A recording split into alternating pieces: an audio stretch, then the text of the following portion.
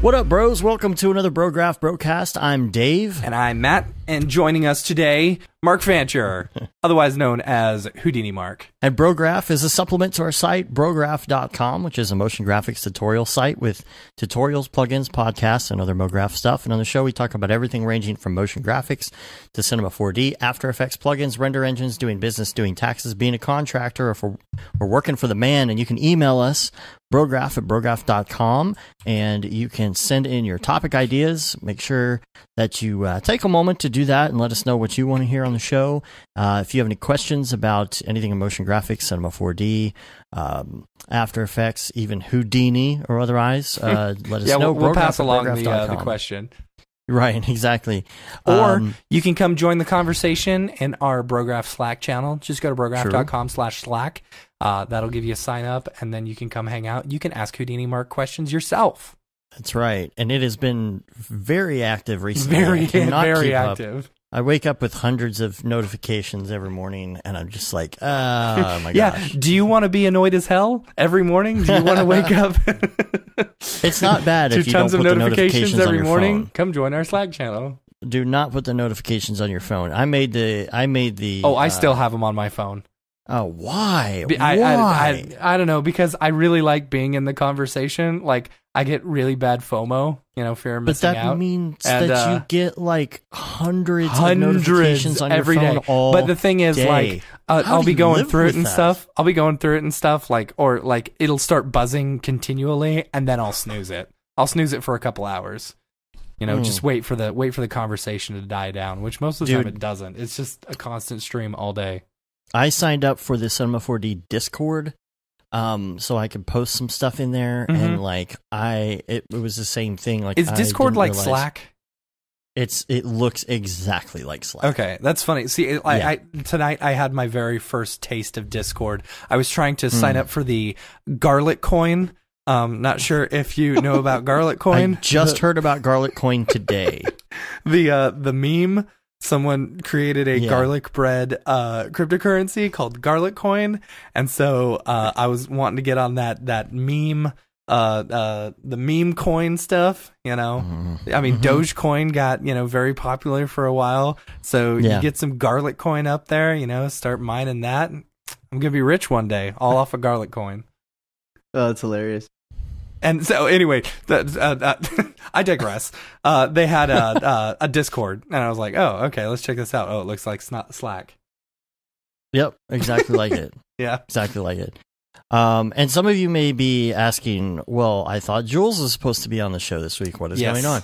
We actually rescheduled because we couldn't get the time and date in sync with each other. He was down in New Zealand, so it was a little difficult. Yeah. He had a lot going on. So it basically, he's going to be on February 4th now. So you have plenty of time to send in your questions. We will get to all of them. So send those in, and make sure if you have questions for him that you don't put them like in Slack or somewhere, because I will most likely miss them and not have a good place to like copy and paste them. So make sure that you email us them and put like in the subject line questions for Jules or Toy Show or whatever that is, because it's just a lot easier for me to go through and do it that way. So there was some thunder, and then I lost you, Dave, for a second, so I was really worried. Oh, really? Happened. Yeah. Oh no! So you got that sporadic rain going through too, huh? Yeah, there was actually a tornado watch or something just east of us. Oh yeah, I saw that. Mm-hmm. And your luck with tornadoes, Mark. Yeah, you excited about that? Do you guys get anything up where are you right now? You're in Wisconsin? I'm in Wisconsin. We just get like lots of snow at this time of year. Oh, so, yeah? Yeah, it can be potentially like, a ton of snow, but you still go out and do stuff. like a lot of schools will close down, but that's about it. Oh, really? So you guys actually get schools closing down? I would think up in the north they don't close schools down because of snow. It's funny because they do it for like extreme colds, but when I was in high school, the school that I went to was like notorious for like never shutting down. They didn't care how much snow there was. They're like, no, I think that they maybe shut down once in my entire time there. Oh, that's funny. Well, and Matt, you're asking him if he's excited about tornadoes. We didn't explain why. Is it Well, because we're Tornado Alley, and because my house got hit by a tornado. That's the whole reason I moved. Well, no, and because he's moving to Texas. Oh, yes, he is moving to Texas, yes. Yeah, so hopefully in case you guys don't know, it hasn't technically been announced or anything, but Mark, you're coming to work for Already Been Chewed, right? That's correct.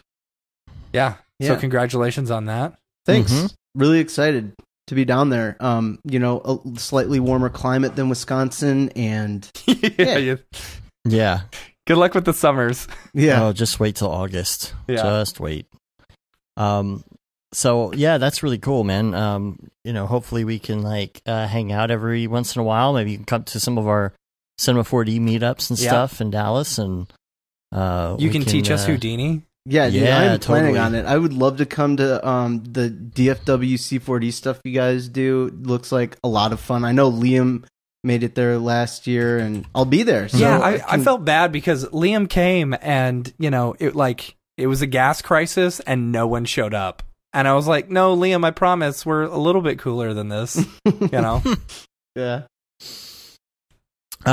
So. A couple random this week follow up type things, I think, and then we're gonna get into Houdini a bit after that. I think there's a lot of people that are in cinema, mainly who listen to the show, and they're probably a lot of them are interested in Houdini if they don't know it already, because most people go from Cinema 4D. Mm-hmm.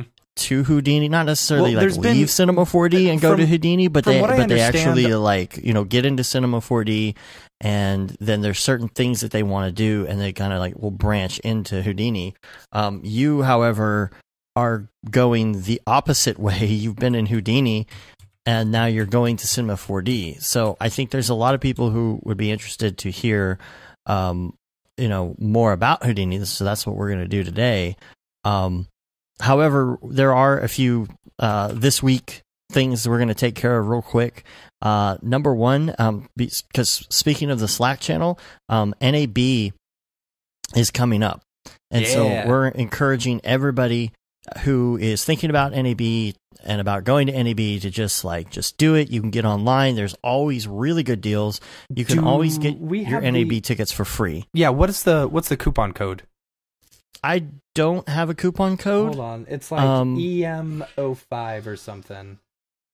I don't know. You and I have our tickets covered, so I don't know. EM02. EM02. If you use that code when you're signing up, EM02, that'll give you the free exhibits only pass. Okay. Cool. So in the Slack channel, though, we actually have an NAB 2018 channel going on in there. Yeah, are you not a part of it? And stuff? Yeah, we've been talking like crazy. A bunch of the guys on the Slack actually joined up and got an Airbnb together. There's going to be 4 people on the Slack who are coming. It's pretty cool. Yeah, that's going to be really cool. We'll have the Brograph crew there, I guess, then. Yeah. So if you're interested in figuring out deals or coordinating with other people that are going to be there, I think that we're going to be involved in some Maxon stuff on certain nights. And so, there's certain nights that we might be doing something for a little while and then coming out later. So if you want to get together with the other Brograph peeps and just kind of organize what you guys are doing, that's a great place to do it. It's pretty amazing. There's a lot of people going already on this channel. So, some other things, we had 2 new tutorials out this week. We had a Corona and a Redshift tutorial, and as usual, Liam did a live Thursday. So don't forget to come out and check out the live Redshift Thursdays on our site. One random shower thought that I had this week was, why don't Premiere and Photoshop have increment saves when the other apps do? They don't? No. Okay, here's something. Something new that I've noticed with Premiere. I was working in Premiere this week. Mm-hmm. Have you noticed that you can open multiple projects now? I remember hearing about that, but I've never attempted to do that. So I don't like it, at don't like all. Like, Why? you know, back in the day when with Final Cut Pro and stuff like that, you could have multiple projects open all at once. But like Premiere, I opened an additional project and I got really confused as far as like where it was and how to open the other project and stuff. It like opens a whole new window like it does in Avid or something like that. It's weird. I didn't know about that. But I wish you could do that. It seems stupid. You have to do save as every time you want to do that. But, yeah, that is dumb. Let's see what else here. Another shower thought that I had this week because NAB is coming up. Does anybody really still use business cards? Yeah, I don't know. Mark, do you use business cards? I actually printed up a bunch of business cards for half res, and then I left them in my car. Yeah, I've been cleaning my office this week, and I noticed a whole bunch, just a whole slew of them just laying around. You know, and like I actually have a stack of other people's business cards. And every time I'm like cleaning up, I'm like, oh, I don't want to throw this away. I know who this person is. But the thing is, once you've kind of connected with some of these people, it's like it's almost like you pick out your favorites and then you connect with them online and then you immediately know how to get a hold of them. You know? Exactly. Yeah. Exactly. I feel like I wish there was an easier way because people are like, do you have a card? Like you'll be at a NAB or something. Oh, do you have a card? The only reason they're asking that is so they can get your email address. Let's be honest. Yeah. And so then you can just talk after that and throw away the card. And it's just like, man, is there an easier way to like do this so I don't have to, take these cards and like put them in my pocket and lose them? Yeah. I almost feel like you could get away with just, printing up a bunch of Twitter handles on a piece of paper and cutting them up and just here. Right. Yeah. Right. Because really, That's all you funny. need is one point of contact, and then if you need more, then it'll manifest itself. Right. It's like you could almost print out some cards at Vistaprint, like divide it into sections, and then take a cutting board and just cut them all up. And here's my Twitter handle. Yeah. But still, you're still passing out something. It just seems like there needs to be a way you can like, just here's my email address. I guess you could just give that person your email address. Yeah, that's true. That's what I usually do. But when I mean, forget my what are you going to card. do? Write it down on a piece of paper and then hand it to them? Oh, look, that's a business No, card. they put it in their phone. There needs to be an app for this. Oh, I think there is. It's called Bump, right? Remember that? Yeah, you remember that thing? Remember? Yeah. Remember? Remember Bump? So, I just booked my trip to New York City. Yeah. So Beeple is having it's called Crap, a Beeple retrospective. Yeah. And so I saw it on Facebook and I was like, you know what? I got some free airline points. I'm going to go up there. So, if you're going to be in New York City, I'll be there February 1st through the 3rd. If you guys want to grab lunch or dinner or something, I'd like to meet up. Sounds good. Is it like a gallery showing or like a presentation? I think so. Yeah. Cool. I think so. Yeah. Oh man, is it going to be like a hoity-toity like? Oh, I sure hope so. Oh man, are there going to be people with dinner awesome. trays walking around like with hors d'oeuvres? Yeah. Yeah, you're drinking martinis and saying, And it's called Crap, a Beeple retrospective. Yeah. The one with the Santa Clauses fighting each other on the roof. I agree. Shallow and pedantic. No. I'll go in there and I'll be like, oh, yes, let me tell you about the story of the small people and the big people and the... let me tell you about Beeple's people. I hope Bros is on display. Oh, that would be cool. Yeah. It was a good one. So anyway, yeah, if you're going to be in New York City about that time, hit me up. Let's hang. Nice. What else? I've been kind of in a haze because I've been playing Webmaster all week. Just trying to work my way through it so that we don't have to pay somebody, but we can't tell you why. Yep. Anyway, but I have been just digging into web stuff and doing a lot of Googling of how to do things. Let's see. New Polygon. There's a new Polygon redesign. Yeah. Looks pretty good. So last week we were talking about the fact that they have the HDRs, and then they kind of redid the site. They have new levels as well, like new levels of membership. Yeah, I saw that. Good. Like it's like a apprentice and student or something like that. Yeah, and I like this because I didn't like when you would do searches before. Let's see, like before you would do a search and you would like try and go back and like you couldn't go back. There was some weirdness, and I feel like this is a way better layout for all of their stuff. It just seems a little more intuitive. But if you're a Polygon fan, check that out. And that pretty much covers hobby, freelancer, production, and then studio. That's weird that they're monthly. Were we paying monthly before, or were we paying yearly? I think we paid. I think when you pay, you can pay like you can't pay monthly, but you pay for the year. What? Yeah, but that wasn't that much. Weird. The prices go up. Yeah, I feel like we only paid like $100 or $200 or something. Maybe we're grandfathered in or something. I hope so. Anyway, sorry.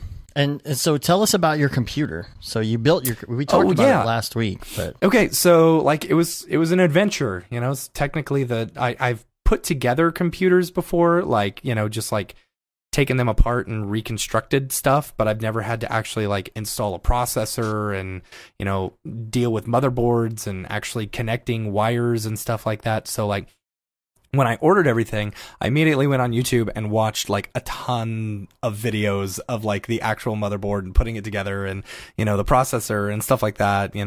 I totally nerded out on hardware. And so I, once I got it all, I had just finished up a big project for us on Thursday, and Friday I didn't have anything to do, so I was like, all right, I'm nervous to do this. Like I didn't really want to, but I was like, I have to do it, otherwise they're just gonna sit there for a while. And so I was like, all right, I'm gonna do this. I started taking everything apart. I've got this really giant island in my kitchen, so I was able to just spread everything out. Excuse me. And then so I started off with the motherboard and stuff like that, and then I realized that once I got to the point where I was going to plug it in and test it, because they tell you to, do a test and everything, that I was missing a 8-pin to 8-pin cable for the power supply, and I was like, oh man. So I'm taking pictures and posting them on the hardware channel in our Slack, and then I said screw it, and I just started putting the whole thing together instead of like actually testing it first. And I was really nervous because I know how much problems, Dave, you had when you were building Meeseeks. God, and like, that was my it whole all stemmed fear. back to bad memory, though. That's all it was. Yeah. If I would have had the right memory from the get-go, I would have had the thing built in 3 hours. Yeah. See, I was really nervous that I was going to have to deal with this. And like Fry's and Micro Center, they're like 45 minutes away from me, Yeah, so like, because you live in the middle of nowhere. I do. Yeah. I do. It's amazing. Mark, you're moving to my area too. Don't worry.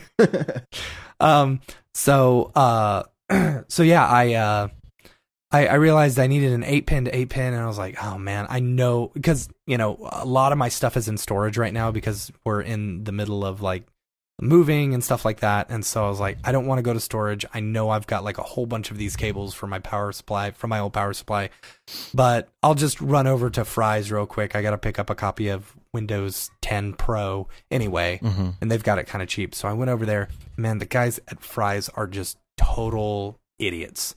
Every time I leave Fry's, I don't know if Fry's is around all the other places, but it is a terrible, horrible place, and I hate it so much. And all the people there, like, they're working off of commission and stuff. They're working off of commission, but they don't know anything about computers. Right? It's like, it's so awful. So like, I started gathering all this stuff, and I was like, do you have this? And they're like, well, no, we don't have that. They didn't have an 8-pin to 8-pin. And I was like, are you freaking kidding me? I was like, do you just have a straight black one? I don't want this fancy, red cabling with the cloth and stuff like that. I just want a crappy black plastic cable. No, sorry, we don't have that. Maybe try Micro Center. So, I dropped all my stuff right there. I was like, all right, I'm going to Micro Center. So I went over to Micro Center. And those guys were awesome. Freaking love Micro Center. Like, they know what they're talking about. Yeah, they know what they're talking about. They actually had cheaper prices than Amazon, which I was really surprised about. So I picked up all this stuff. I picked up the 8-pin, but then I went for the upgrade and got a whole package of white cables. So now it's like the red case against the white cables, and it just looks pretty and stuff like that. That heatsink though. The heatsink? Yeah, the heatsink is so ugly. It's so ugly. I know, like a foot tall. Nah, it's no bigger than my other heatsink, you know. But I mean, you're running water cooler on Meeseeks. Yeah, you know? that's so true. Like, so of course, that's going to look way small in comparison to this, you know. Yeah. But you know, the heatsink, it was fine. But so anyway, I'm on the Slack. I get back to my house, you know, and I'm posting stuff on hardware. And Sage is like, you should really do a test before you start putting everything together. I'm like, yeah, I know. And he's like, or you can live dangerously, whatever. And I was like, I was missing this cable, so I was like, screw it. I really want to see this thing put together. And I was super nervous. And so I get the 8-pin, I plug it in, and I say a very small prayer to Octane Jesus. Literally said a small prayer to Octane Jesus. And I'm like, okay, please let this work. Please let this work. And I turned it on. And boom, it worked. Just turned right on. Okay, can you explain in more detail, like test? Okay, what specifically are the steps to do a test if you're building? So when you're building it, you know, you got the motherboard, and basically you take the motherboard, and I had to put in the processor, which was kind of nerve-wracking because I've never put in a processor before, and you know, I've taken processors out of old computers just to kind of screw around and stuff. And, you know, this one was different because, like, it slid into this little sheath or whatever, and then you push it down. And you do the latch, right? Yeah, and then you've got to screw them down with, like, this little screwdriver or whatever. Hey, if it starts hailing here, I'm going to have to run and move my car inside. Just a heads up, guys. So if I we'll just keep talking. Yeah, if I freak out and just start running away, that's why. So anyway, they included a little wrench, so you know, and it tells you which order to do the screws in, you know, so that you can get it good and even. And the number one would not catch. It would not catch, and I'm like pushing down like super hard, and I'm like, oh my gosh, I know I'm breaking something. I've got to be breaking this thing, and I pushed down, and I was just like, all right, screw it. Apparently, I'm not pushing hard enough, so I pushed basically as hard as I could in order to get this screw in, and it finally caught, and I was like, okay, fine. I'm sure I just messed up this whole processor. So I put the processor in, screwed it in, and then another nerve-wracking thing is putting the thermal paste on, and then sticking the cooler, the fan, you know, the processor fan on it. Because I had never messed with thermal paste or anything like that. And what was your preferred method of thermal paste? Did you make a specific design? Or I did. Well, I followed the instructions on the box. You know, it said make 9, 3 millimeter dots, and then make 4 in between those, 4 to 5 millimeter dots. So I just did that.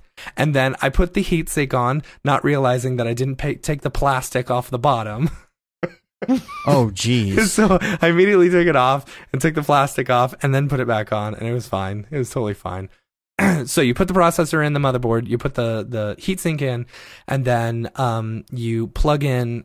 See, this was the most confusing thing to me because I had never done this before, but you've got all these little wires like with like tiny little pins and stuff like that. So you've got to plug it power. It's basically power for the fan, for the heatsink, and then you've got power for like other little fans and stuff like that, and all the stuff with the actual like case, which is really that was the most confusing part to me.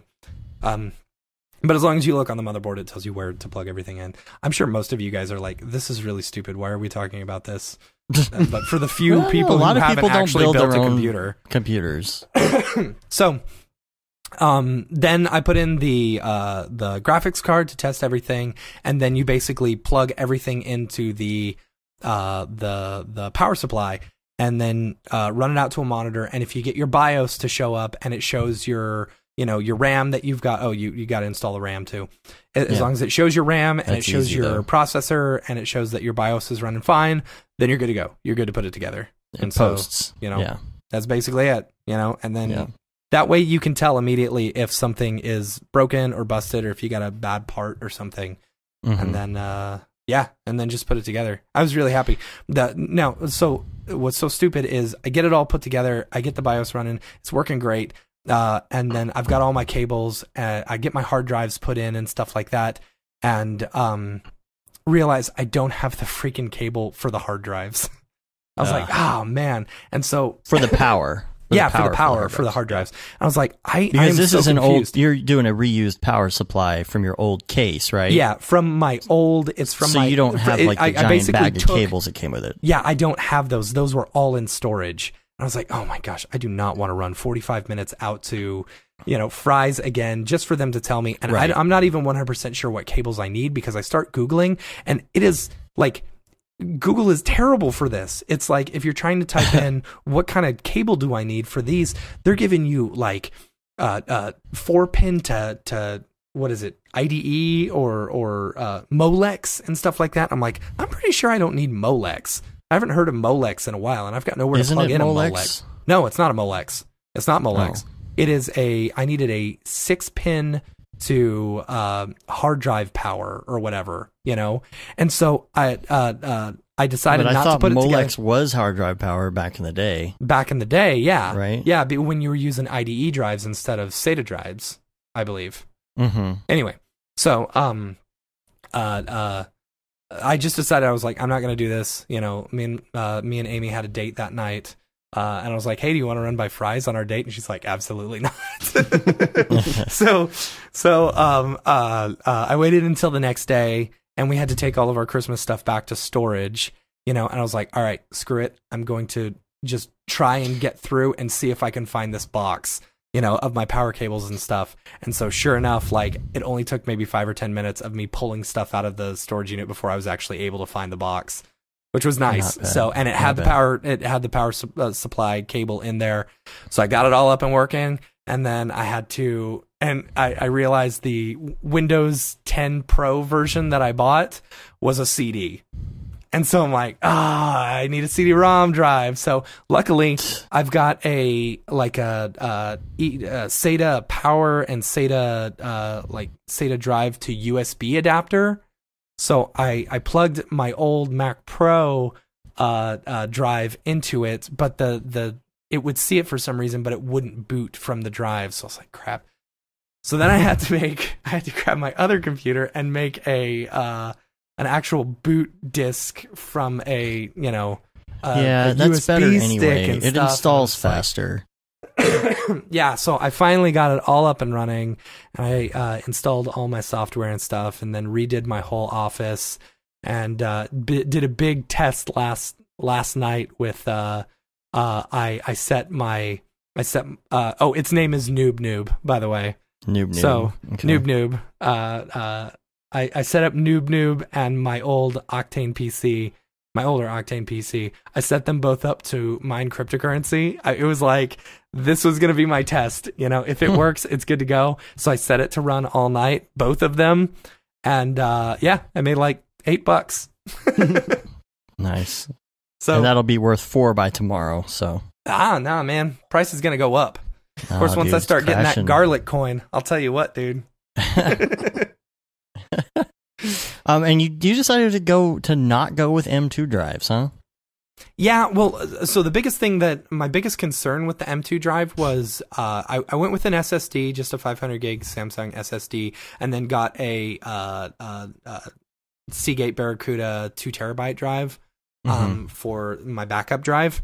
And the reason I didn't go with the M2 stuff, even though it's like way faster, the way it is on this motherboard, and this just may be me being stupid and, whatever, but we're running these cards like crazy. When you're running Octane, they get really hot and stuff like that. And I was really worried because all the M2 slots are right underneath where the GPUs are, and so I was really worried about heat and how hot they were going to get. And I'm sure it's just me being paranoid and stuff, but I was just worried that if I threw 2 more cards in there and it just got mega hot, that I was going to burn something up, and I didn't want to, which I'm sure they're built for that. I'm sure it's fine. I was just nervous. Yeah. And I would just rather go with something that I knew. And the SSDs they're still great, And that motherboard, what is the brand? It's a really pretty motherboard. I saw your pictures on Slack. It is. It's a Oh my gosh, the gears and stuff on it. Yeah, it looks like it's got a little gear. That's like it's got an LED light behind the gear. Yeah. It's an ASRock X399 Taichi motherboard. What did you go with that one for? Not like just a gigabyte or something like? Because Sage said, "Hey, do this one." I said, "Okay, nice. I'll do whatever you do. I'll do whatever you say, Sage." And, hey, it worked out. I didn't run into any problems with anything, so nice.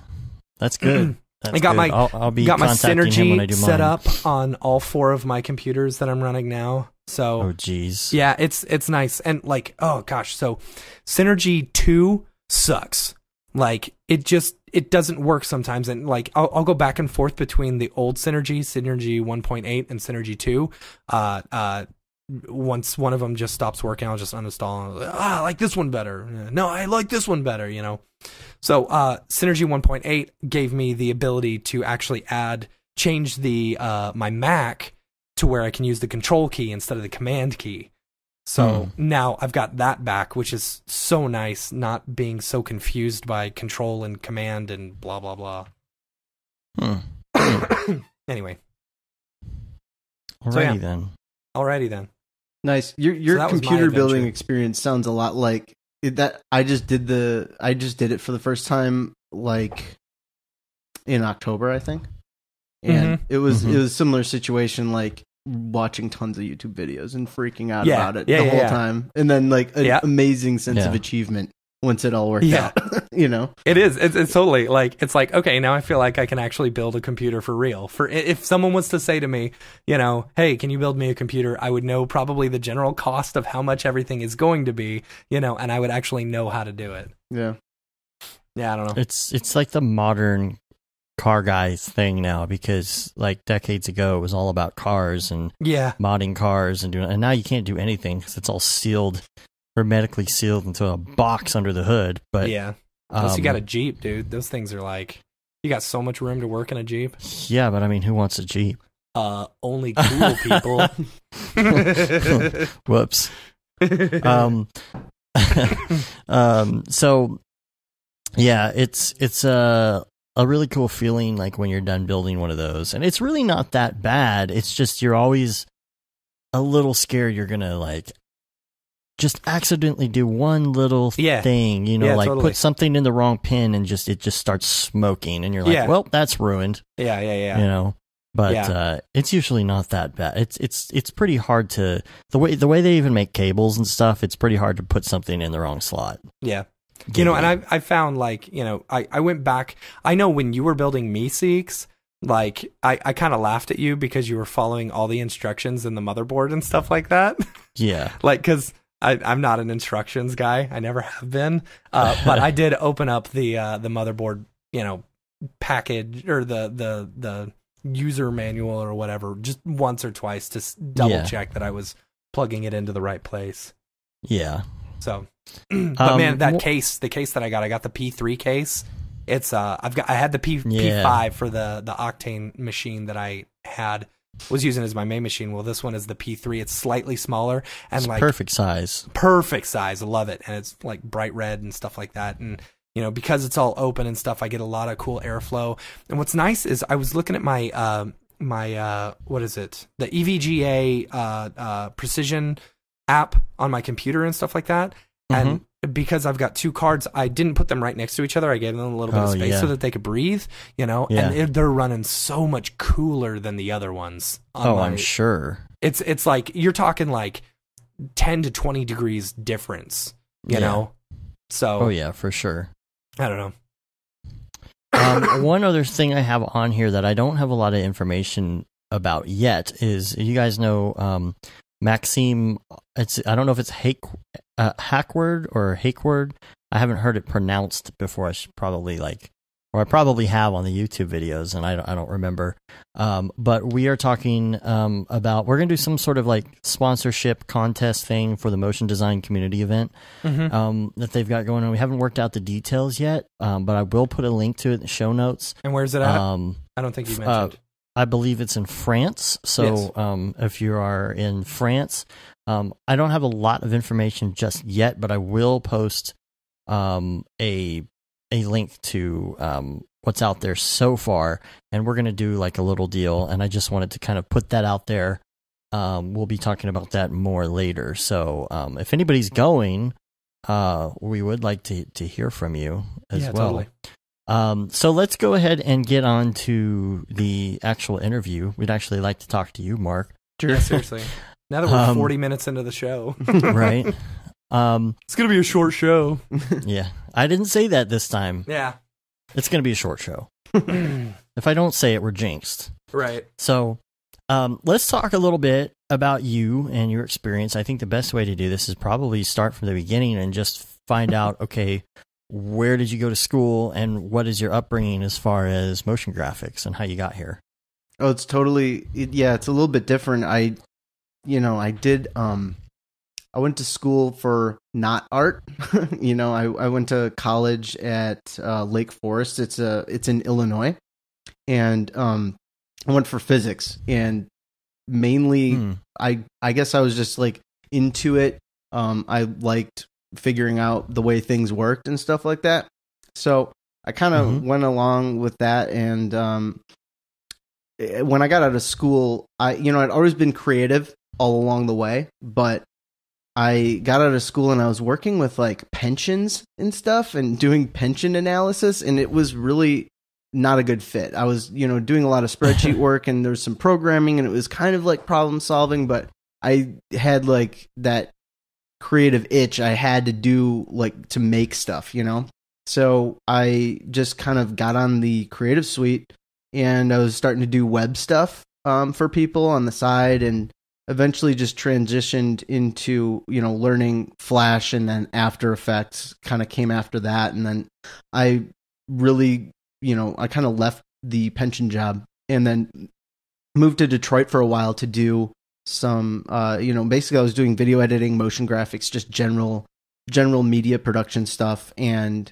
kind of fell in love with 3D along the way and all that stuff. I mean, I'd also done a little bit of music production in there, so I kind of loved working with creative software from the get-go, and it just helped ease, like Reason and Logic and stuff like that, and it kind of helped ease the transition into using some of these other timeline-based apps like Premiere, and even working with animation curves and programs like Maya and stuff like that.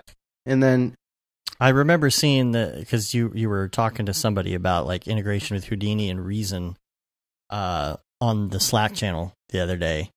So I remember you were talking about the fact that you use Reason. Now Reason is the one where you could hit tab. Yes. Yeah, it's right? so cool. And it flips over and you see all the cables and stuff. Yeah, it's like a virtual rack, and they actually made it look like a real rack as opposed to, Logic, where it's more of just like a channel strip and stuff like that. Right. It actually had like, you could actually visualize the flow with the cables and stuff and plug things together. It was super cool. I haven't used it in many years, but man, is it still around, I guess? Yeah, they're still cranking out new versions of that all the time. I get emails for it still.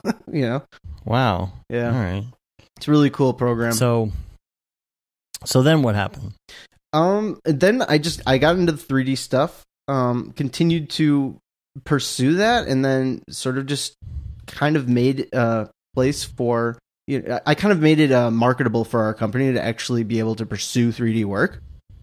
This is after I had moved back to Wisconsin. I was working for a small shop here, and we were doing stuff for engineering companies, getting CAD data for like farm equipment or mining equipment, and I would take it into Maya, translate it, and then rig it up, animate it, and then really it was, all along I've been loving doing this 3D stuff, but I kind of wanted to do something more creative, so I really was trying to like learn Houdini because I was, with the background in physics and stuff, so obsessed with destruction and those like rigid body simulations, particles, fluids, stuff like that. So Houdini was sort of a natural progression for me. I'd been doing dynamics and stuff like that in Maya, but it's just you don't get as much control in that program. I've also heard that there's a big like difference in, like, there are so many different ways to do the same thing in Maya. It's almost like they added in so many different ways to do stuff. Like, Yeah. I don't know.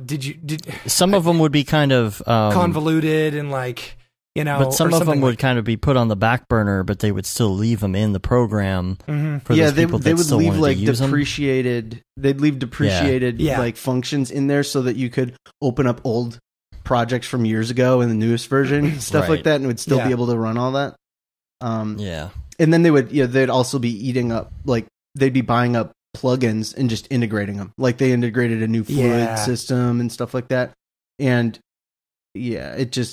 it's a huge program, and it's like, I know it really well, but at the same time, it's really not industry standard for motion design. It is kind of still super relevant in film. And since like I kind of wanted to go into doing film, I kind of just stuck with Maya for a really long time until I was doing, not having a real formal art background. I did design boot camp because I wanted to get better at composing my shots in 3D, basically. And just have sort of that design aesthetic that goes along with making good looking work, because I never really had the confidence to do that. So after doing school motion, like earlier this year, I kind of realized like, man, do I really want to do movies? Because this motion design community is super fun. Everyone's super helpful, and everyone wants to help each other get better, because that actually, it boosts our collective product, How's the Maya and Houdini like community in comparison to the motion design and the C4D community? I don't really know, because I don't know how the Maya community is. The Houdini community is pretty good. There's some Discords where you can go on there, and people are helping each other out, asking questions. There's a Facebook group, couple of them, like Houdini artists, that you can go on there. A lot of people are sharing some really cool stuff. People generally want to help other people, and in that community too. It's just not nearly as widespread as motion design, and I feel like the amount of information that there is out there for people who want to do Cinema 4D, it seems like there might be more, but I honestly, I can't say. It's just, there's a lot more. I mean, you don't hear of Maya meetups, Yeah. There's C4D meetups, there's Houdini meetups, and I kind of like to follow that sense of community. I just find it, nice to be able to like talk to other people who speak the same language and stuff like that. Yeah. Big deal. Cool. So I guess, so you hadn't been in Cinema 4D at that point. Like, where was your first introduction to Cinema 4D, I guess? I mean, I played with it maybe, I think the first time I played with it was probably in 2011. And this was right around... Hey, me too. It wasn't... Yeah. It was like right around the time when I was starting to like kind of get into 3D, but being in Detroit, we were working on automotive, and all the vehicles that they had, they were kicking... The manufacturers were kicking us Maya models. So it was... Oh, yeah? Yeah, it was the first... That's interesting, because I would think that they would give you like...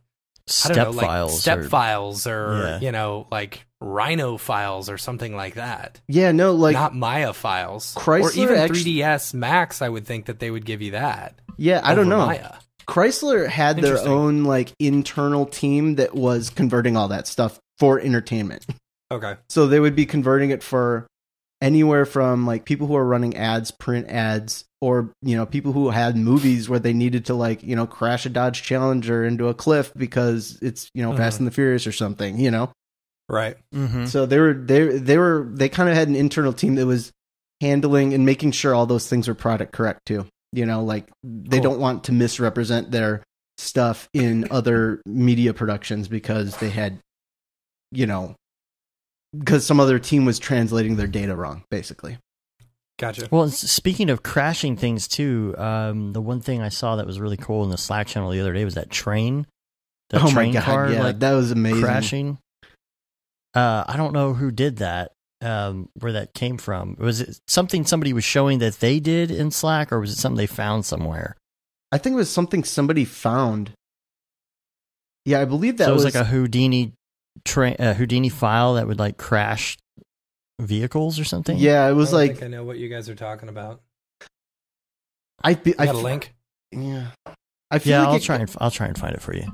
I feel like it got taken down. I remember I was looking at it, and then like a second later, it was gone. Oh, weird. Yeah. Maybe it was something. Oh, did you find it? Yeah. Like that's pretty incredible. If you know what, Matt, can you post that into the dingus and I'll put that in the show notes? Yeah, totally. Okay, cool. It's coming right to your dingus. All right. It was in my dingus. It was so intense, such an intense setup. Just so many parts. Seriously. Yeah. Wow. Yeah, and that's kind of the thing about Houdini is it does some incredible things when it comes to physics and stuff like that. And you know, it's not a slam on cinema. It's just not something cinema does. I think that's why a lot of people like to use cinema until they get to a certain point, and then they're like, okay, well, I need to do this thing. I'll switch over to Houdini and come back. Like, I don't see myself ever using Houdini for, I don't know, just for like regular motion graphics stuff. I mean, maybe my thought on that will change once I get into it, but I feel like just the ease of use of Cinema 4D is something I like. A lot of people, I mean, I'm not so much myself turned off by nodes because I understand nodes, but yeah. I think a lot of people see that and they're like, well, I'm out. I don't know what to do. Yeah. And you're coming from that and you're going to Cinema 4D. You're going like the opposite route of everybody else. So it's going to be a lot easier for you, I think. Now, does Maya deal with a lot of nodes? Like, I know their material system is relatively node-based, correct? Yeah. But is anything else like that? Yeah, they do have like a node editor, but it's not like you don't manage that the same way you would a Houdini network. It's like sort of there in the background and you can pull it up, and if something's acting weird, you can kind of disconnect stuff. That's about the extent I've done with it, but it's very similar for building shaders to Espresso. You know, if you're trying to like set up a shading network, it's really, that's mostly where it's used. Now like in Houdini, when you're working, you're literally putting down a node for everything. You move a vertex, a node pops up, you know, that says, this is what vertex moved here. And so you really quickly can be doing some natural work in the viewport. And if you look off to the side, you're just building this gigantic node tree of steps that have been taken to get to where you are right now. Right. So it's really just keeping your history live all the time. Yeah. And, you know, it's really, it encourages you to interact with that history in a more hands-on manner than it would in a different program, I think. Yeah. If somebody wanted to start from scratch with the easiest tutorial on the planet to start learning Houdini, what would you suggest? I think, you know, Rohan Dalvi, I don't know if I'm saying his name right, but he is an instructor who's, I did a ton of his tutorials when I was first getting started, and he just started doing an intro series. I think he's up to like 10 videos now of just going through the I think the first video is literally like very cool. Yeah, how to tumble the viewport and like, you know, basic navigating the interface type of stuff. And then, because that's what I need.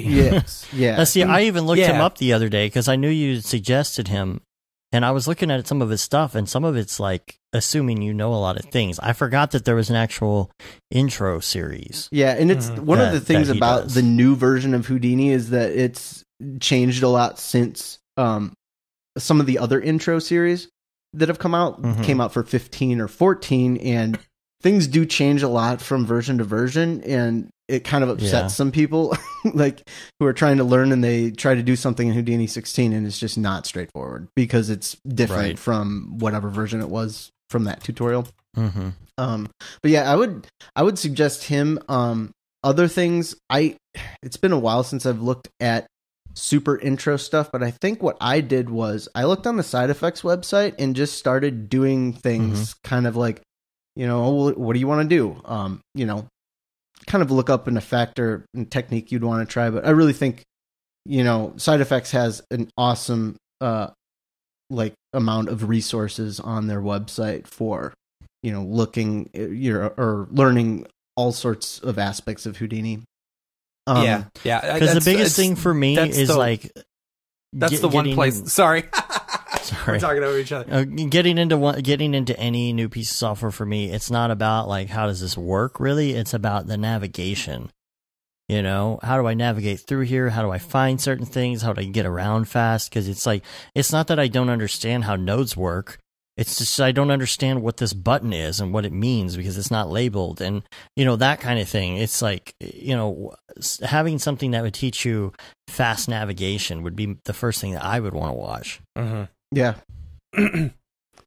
I've watched some of the side effects ones. I had a month where it was basically all I wanted to do was watch Houdini tutorials anytime I had a free chance, you know? Mm-hmm. And the funny thing is, like, I didn't do any of the Houdini tutorials. I just watched them. Oh, see. So, like, I felt like I kind of got, like, a better understanding of it, but I'm still just as confused, you know? It's not until like do it. Yeah, I think you really just with any program you just need to jump into it. Yeah, you know? at my old job, we had a good solid couple months of downtime, or maybe a month of downtime, and I was just like, all right, I'm not doing anything. I was lucky enough that they were willing to like have me, you know, sit there in house learning, and I basically just watched. It was on the old Side Effects website, they had a Houdini First Steps.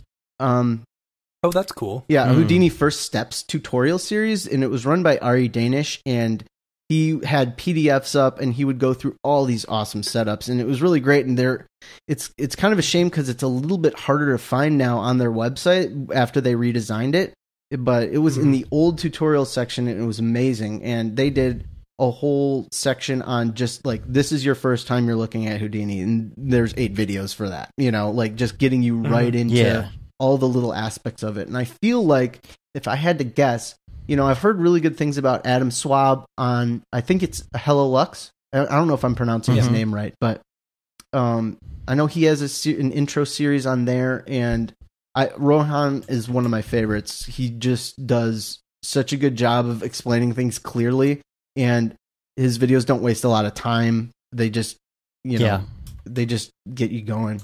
Intagma, because there are two. Yeah, Intagma is really good. They've been described as the grayscale gorilla of Houdini. Yeah, they're really great. They do dive into the deep end on their tutorials, though. I feel like some of their things are way advanced for beginners, but still good to know. Like, it's still good once you get comfortable with the interface. Just throw yourself in there with a couple of Intagma tutorials, and you'll really be like, wow, this, you can kind of. I mean, they were eye openers for me. I don't know what I would do if Intagma wasn't making tutorials. They have really like made some amazing setups public for free, which is just incredible.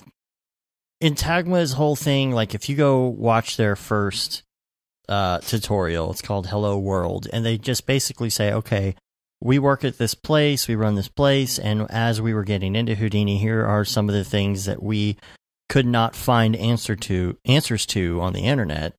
And so we wrote all of this stuff down and decided to show how to do these things we were trying to do once we figured it out, because nobody else did. And so I went to their very first tutorial, which is procedural modeling of water droplets.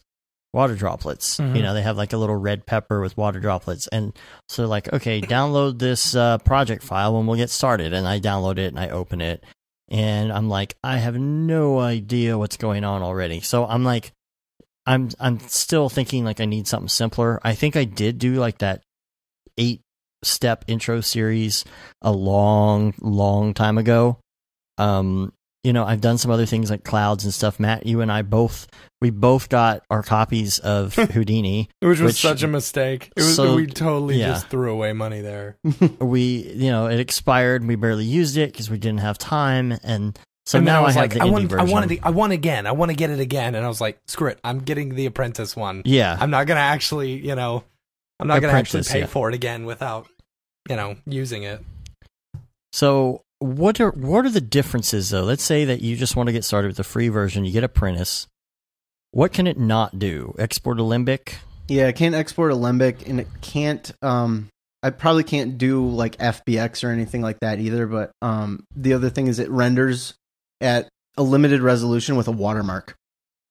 but it'll still it'll still render, EXRs and stuff like that. And you can't use third party renderers. You can use Mantra, which is their, proprietary renderer. It's a really powerful renderer, but it isn't the fastest one, especially for motion graphics. I feel like Mantra is really its strengths are in rendering like smoke and volumetrics and stuff like that. But yeah, once you get up to the apprentice level, once you get up to the indie level, you can render at 1080 and you can do third-party render engines and stuff like that. And you can export Alembics, which is, that's a huge offering for only $200. It's insane. Yeah. Yeah. I think once I get to a point where I'm comfortable enough to where I want to use those features, then I will probably allow myself to get a copy. Yeah, I was on Apprentice for maybe 4 years before. On and off. I didn't use it the entire time, but I was on it for maybe 4 years learning. And then towards the end of that, I had a ton of time to learn it. So I was really cranking out Apprentice, tutorials and just kind of saving all my tutorials in a little folder of, project setups I could go back and refer to. And then eventually there was like a job that we had, and I had no idea how I was going to do it in Maya, but I was mowing the lawn. It was one of those situations where, you're taking a shower and all of a sudden it comes to you and you're like, I could do this in Houdini and I'm going to do this and I'm going to go buy it right now.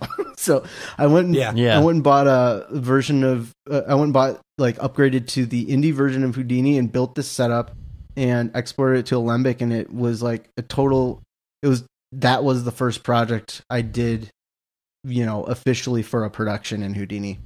And it was, it turned out really cool. It was like an awesome sense of accomplishment to just go from learning to actually using it. That was maybe in April of 2016. So really, I haven't been using it in production for that long. I've been learning it for a really long time, on and off. I think the first time I opened it up, I was like, forget it. And then like a couple months later. Well, and that's the thing, like other people too, and see, I guess it's a similar situation because you were coming from a different program, but there's so many people in Cinema 4D that open it up and they're like, oh, okay. I'll open it up again tomorrow and try again. Like, what is the big hurdle that is keeping people from just getting past that? I don't know. I think it's the nodes, honestly. I really think it's the nodes. Like, because a lot of people aren't comfortable in nodes in cinema as it is. If you look at like cycles and redshift and stuff like that, it's mostly all the materials are node based and stuff like that. So like it's kind of scary for people to jump into some of those third party renderers, let alone an entire new program that's entirely node based. See, I understand nodes, but I open the program and I'm just like, oh, I don't know what to do first. Is it an interface thing? I think there is something to the interface. I think it's an interface thing. Yeah, because like even for me coming from Houdini and going to cinema, like I'm pretty familiar with the cinema interface, but it's all the little quirks about it, like what are the hotkeys and all this stuff that you really only get that muscle memory after you've put in like whatever it is, 1,000 hours of time with the software or something like that. Yeah. And that is one of those things that you're just like, I really don't want to bite off this right now. This is so much, Yeah. Now, do you model in Houdini or are you modeling in Maya and then bringing it over? A lot of the models that I get are actually already made. Because I'm working with, CAD, a lot of CAD data, or we had a modeler working on, a shoe or something like that. So I do a decent amount of modeling in Houdini, but it isn't really advanced. I'm mostly like building colliders and walls and stuff to make it so, the particles are behaving the way I want them to. I do feel like, the reason why I'm going to cinema is obviously because my next job is going to be largely focused on cinema, but I do think that every Houdini user would probably tell you that they have a mainstay fallback classic 3D application like Maya or cinema. And I feel like those are the workhorses. Those are like, I almost compare it to like Microsoft Word. Like everybody's going to be writing documents in Microsoft Word. Only a few people will need to bring in spreadsheets from Excel. And that's kind of Houdini's sort of the Excel. And then there's Word, which is just, your workhorse. It's doing everything. See, now you're speaking my language. I totally get it now. Yeah. Yeah. I just feel like there's still a missing link for people who are in cinema and want to get Houdini. Even though there's like good intro tutorials, it almost seems like if somebody, business idea, if somebody comes up with a very, very good transitional series, that it will be super, super advantageous to a lot of people. Yeah. It's just really tough to get into. Actually, going back to Rohan, he actually has a tutorial series called Recreating MoGraph in Houdini. And so it's basically going through all the MoGraph, cloners. Is it like and effectors. The user interface and motion graphics in Houdini? Oh yeah, he's is it that might be it. That's a really cool one too. Yeah. On his Vimeo, he's got a great little, it's like 6 videos or something, and it looks like a cube sort of breaking apart into a bunch of other cubes, but it's recreating MoGraph in Houdini, and it really kind of comes at it from a cinema perspective. Let me see if I can drop a link into the Skype for you guys. This stuff looks pretty cool. It's not like the some of his food ones don't look as super realistic, Yeah. But gosh, this hard surface modeling one looks awesome. Like way awesome. So, by the way, I just wanted to throw this in here because this just came in via Sage. A wild contender appears. We got a new render engine in the mix. Oh. What is Gorilla Render. What? Gorilla Render. Is it from the GSG guys? It's been around. This is 2.0. But Gorilla Yeah. So here's the deal. The Discover version of this, one unlimited license for everybody, one Gorilla Station or Gorilla Render. Apparently fully functional version of the render engine you can get one license of for free. CPU or GPU? That is what I'm trying to find out right now. I know nothing about this engine, so it's just... Well, you go straight to their website and it shows the still image from what's that movie called? I mean, there's The Little Princess, yeah. That was a beautiful movie. There's great looking stuff in here, but I'm trying to see what type it is, and I don't see it anywhere. Yeah. Documentation, brute force path tracing, physically plausible Uber shaders, lights, adaptive sampling. Well, we should have saved that for the Ravcock section. Well, there is no Ravcock today, so we'll look into it. This is it. What's your flavor? We'll look into it and we'll check it out for next week. Anyway, here's what I wanted to ask you, Mark, about was your particles. You do a lot of particle stuff. Yeah. I think you did a particle thing for us for the Brograph jam, right? Yeah. Like you did. Yeah. That looked really good. Oh man, it was so much fun to do. I'm glad that you guys liked it. Yeah, it was really good. I love like all the colorful particle stuff that you do. Like, looks really great. But what I wanted to talk about was the deal you did with like video and particles. Is there a name for that? Oh yeah, using optical flow that, right? Using optical flow to hold on, let me try. Do we have a this link for this? Using optical flow to analyze velocity information in a video, and then using that to drive particles, or something. Do you have that on your on your website or something? Yeah, I really want people to see this because this is incredible. Oh yeah, there will definitely be a link to that. I remember you put it out in the Slack or something at one point. I was looking at it, but let's just. I wanted to break that down and take that step by step. Yeah, there it is. It's like the first thing on your reel. Gorgeous. Oh yeah, yeah. So, tell us a little bit about how you did that. And you don't have to go into like full crazy detail, but like what were the steps? Like what is the first thing that you did in order to do that? So I think like the first thing I did was I had some like generic MoGraph that I had made in After Effects, just like some cool, animation. And I initially, when I first did that tutorial, it was they didn't have optical flow analysis built into Houdini, and they had since in 16.5 built in the capability to do that. So that was when I updated that tutorial. But basically, what you're doing is, the way After Effects creates motion blur in post is it's kind of analyzing how pixels are moving around on the screen from a baked video clip.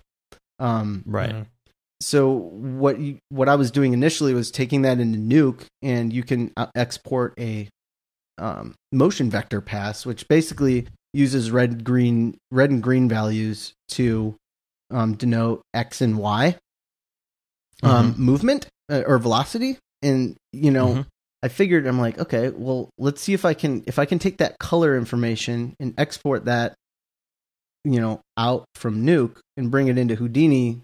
Houdini has the ability to read attributes from a texture map that you supply it. So, so I mean, it's kind of subtle, but you create a plane, and then on that plane you map the texture to the points of these red and green values, and you can then use that information to create a velocity vector attribute on those points, and then emit particles from them, and they will be moving in the direction that the velocities were moving from the video that you analyzed.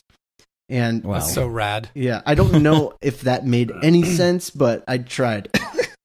The thing is, once you watch what you did, you kind of get you have a better understanding of what you just said. Yeah, and that's that's what I think they might have been doing. There was a really cool Future Deluxe spot called Color on Color that they did, several months ago, and that kind of inspired me to get going on it.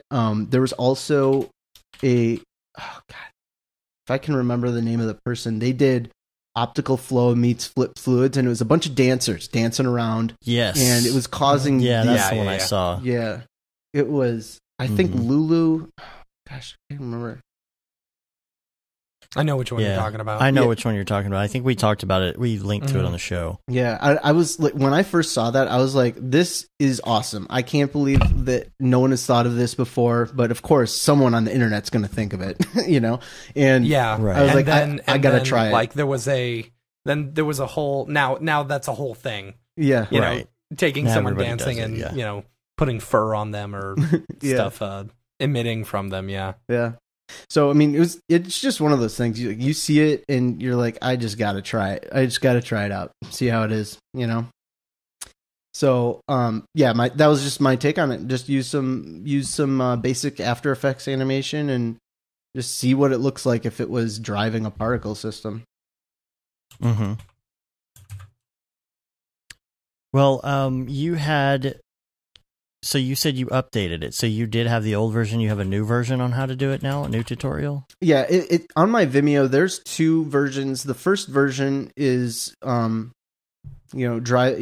video to drive fluid simulations, and it was using a free version of Nuke, just Nuke non-commercial for learning purposes, and bringing that in. And then there's another supplemental tutorial that is doing it without using any code, but rather using nodes instead, just pure nodes. And then after that, Houdini 16.5 came out, and they integrated that kind of capability inside of Houdini, so you didn't need to use Nuke anymore. And I looked into doing that tutorial pretty quickly after Houdini 16.5 was released because I wanted people to be able to use this feature that I was kind of pushing from the get-go. Mm-hmm. Mm-hmm. So yeah, Okay. that was kind of why I jumped on that one. So the most recent tutorial like that would be kind of like the most current 16.5 version of how you would get that done. And I have the project file up for free. If you follow the link in the description of that tutorial, you can check it out and play with it. Cool. Looking at some of your other stuff on here too. So you've got tutorials, experiments. You've got all sorts of stuff in here. Did you say, I guess, mostly Houdini? Do you have anything else like Nuke or anything like that? Or no, most of the stuff is Houdini. I think most of the stuff that I'm showing, I have a ton of stuff that I don't show. I think most of us do. Stuff, yeah. Yeah, for sure. Cool. Well, we'll link to that in show notes as well. What other kinds of software you use? So you use Nuke, Houdini. Do you use primarily Nuke for your compositing? Do you use After Effects? After Effects. Yeah. I wanted to get into Fusion, but a lot of times when I'm doing compositing, I am kind of like on the wire, like not in the position to be learning a new compositing software. Right. Right. So I just kind of go to After Effects because it's there, and right. it isn't without its frustrations, but there are some. It's gotten better. I think like when they released, I don't know, using EXR format can be kind of tricky in After Effects, but yeah. Especially since I'm really node oriented, I would love to have a copy of Nuke, but it is so freaking expensive. Yeah. Yes. Yeah.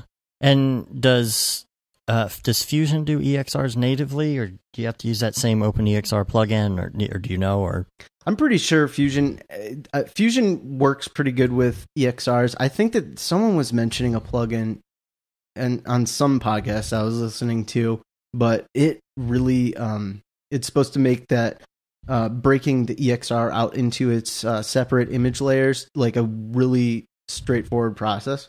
I think it's a script that runs for Fusion. I really honestly don't know.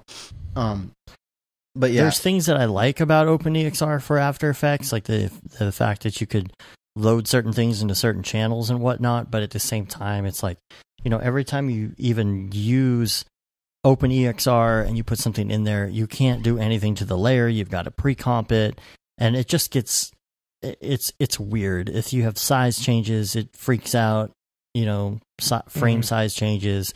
If you try and do like certain replace things, it freaks out. It's a little iffy. Yeah. Have you now the people who make the extractor plugins and whatever for that kind of ship with After Effects?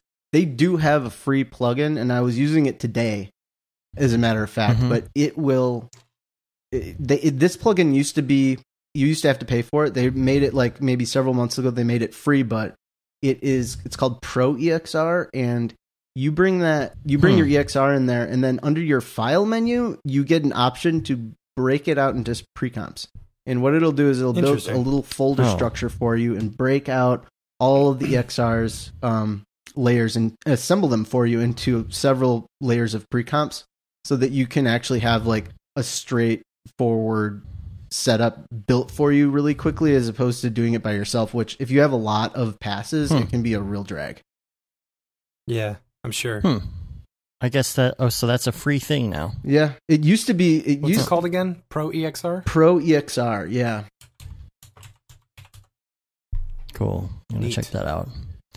All right, so let's move. Unless you have any more Houdini stuff you want to talk about, but I don't know. In general, I feel like we covered a lot of it. By the way, your site is just markfancher.com, right? Yeah. Okay, so if anybody's looking to check that out, FANCHER. Cool. So we got a couple couple emails or topic ideas here that I thought I'd throw out and throw out there. Not throw out, but throw out there. And see what you did there. Yeah, and thought we could talk about that a little bit. I think you might have some good input here on some of these things, because I see some of the stuff you talk about on Slack with some people. This is from Grant. He says, "Yeah, the whole managing expectations thing. This is this is a topic idea when it comes to clients.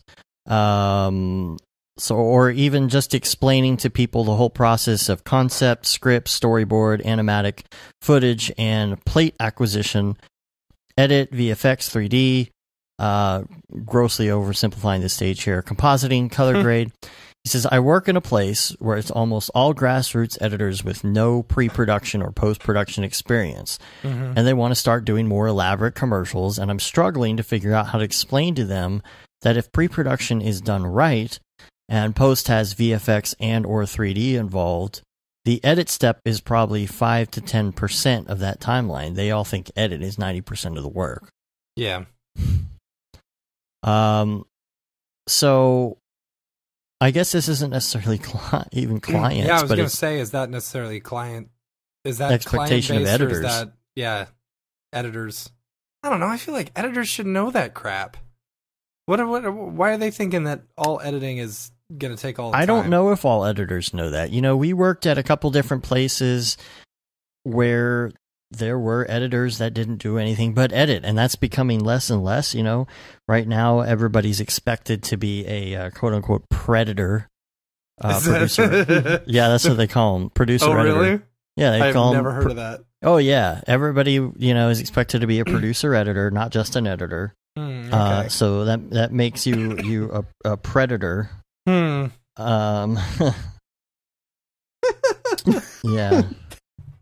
So I'm gonna stay away from any anyway. Yeah. So, but the thing is, that's becoming less common again, and I think, but I do think that the people who are just editors, or maybe they have like a little After Effects experience, they don't necessarily know what's involved in doing like really, really heavy 3D or VFX. Mm-hmm. Yeah, I don't know. That's weird to me. Like, I would think that some of the editors would know that eventually working in an environment like that. I would feel like managing expectations would be more for client side, someone who's never worked within this industry. If these people don't understand, what goes into a production, I mean, they definitely, then they're super duper green, Yeah. And not realizing what all it takes and how much work is involved. It's rendering, but it takes 100 times longer. Mm-hmm. Well, I don't know what I don't know what this person's role is over these editors, number one. Yeah. As a boss or just as a coworker. Yeah. I understand the whole grassroots thing because it's like, everybody has a laptop, so everybody's an editor now. Everybody does video because they have a MacBook. Yeah, or they've got iMovie on their phone. Right. And so the thing is, okay, well, how do you explain to people how that are at that point, like how intricate it is? I don't think that they're probably that low level of editors. They're probably working in like Premiere or something. Mm-hmm. But I guess number one, it's something I thought of a lot of times back when I was working at Matt, when you and I were working at this place together, when people didn't understand what was involved in doing something like that, I often felt like, okay, you know what? Maybe for a day, you guys should sit down in front of this program and try and do something, and then come back to me and tell me that it's easy. Mm-hmm. Yeah, but that's just as easy as editing.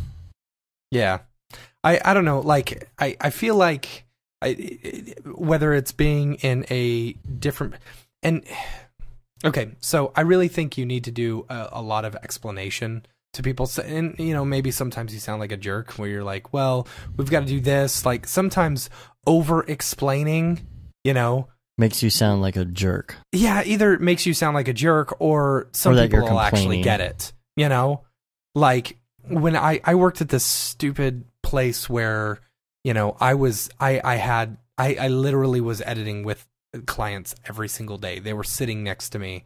And so it was really hard to be able to, I mean, you get to the point where you're explaining to them what you're doing. Okay, we're going to make a cut here. We're going to make a cut here. We're going to cut out this part and squish these all together. And maybe it's all just me, like, you know, talking to myself, explaining it through. But like, I think the client, you know, definitely feels better knowing what's going on, whether they understand it at all, you know, like at least they'll have a better idea in the future about how long it's going to take. Now, if you're managing people or working with other, you know, editors and stuff like that, like explaining to them what's all involved, they may not understand it all, but at least eventually they'll get it, you know? I don't know. That's hard. Yeah. I feel like, yeah, I don't know. Cause I'm trying to put myself in that position, like where I was the editor and you guys were getting me graphics and stuff like that. Yeah, but like, you understood what was involved. The thing is, yeah, but still, like sometimes, I don't know. I would get to a point where, you know, when I was then in doing 3D, where I'd ask someone to do something and it would take them so much longer than it would have taken me to do it that I get irritated. Editor? Yeah, no, not as an editor, but like as a 3D, you know, person or something. It would take the editor so long, is what you're saying. No. Like me as an editor when I was editing. And but then I was also doing 3D. If someone else was doing a 3D animation for me as the editor, like I would get pissed when it would take them longer than it would take me. You know what I'm saying? Because you're like, oh my God. But these people don't have that experience. I wonder if just going through one practice production or something would help them understand. Yeah, maybe. I don't know. To bring it back around to like, to make it more generalized for the rest of the people, you know, right. I would like to think about it as like from a client side, you know, if you've got a client and trying to manage their expectations and stuff like that, and kind of telling them like really the biggest thing. And this kind of goes back to what Joey talks about in the book, you know, that I mention every week, you know, he mentions if you're working from home or something and working for a client, like being very vocal with them and like communicating a whole lot to kind of help them understand what's going on. Now, if you're working with a studio, they kind of have a general idea, but if you're working for a client or you've got a client who is kind of wondering what's going on, being able to explain to them kind of the steps and saying, okay, we've got to do this, we've got to do this, we've got to do this. And especially in pre-production, you know, like he was talking about, being able to manage those expectations going into the project for the client, like they'll have a better understanding of how much time stuff is going to take. You know, it's not just throwing a quote at them and saying, okay, this is going to take, you know, this is going to be $10,000 for this many hours, you know, and we'll have it done by this day. You know, it's like, no, we're going to have, you know, sign off phases and, you know, this is what's involved. And, you know, we've got to do 3D animation. We've got to do motion tracking. We've got to do all this stuff, blah, blah, blah. $10,000. Don't you just put it all on the computer and hit the button? Right. Yeah, we hit the button. We hit different buttons probably 10,000 times, and then you have a video. Right. I did have like clients at one point where I would break it out in a spreadsheet being like, I'm going to need 40 hours to just bring the data in, clean it, manage it, and then rig it. And that's going to be the master rig. And then we can start working on videos 1, 2, and 3. And then this is what's going to go into, you know, 1, 2, and 3, modeling a little extra here and there and everything like that. But they really like the breakdowns. I find one of the things that's hardest to explain to people is once somebody understands rendering, then trying to explain the simulation process and how long it takes for your computer to do those physics calculations that aren't necessarily writing an image out. You're storing, you know, points in space in a big stack of, and you're trying it out to see if it actually works, and then having to go back and, you know, readjust some of your simulations and stuff like that. And people are like, well, what do you so that's rendering? And I'm like, I mean, it's rendering, like it's rendering information.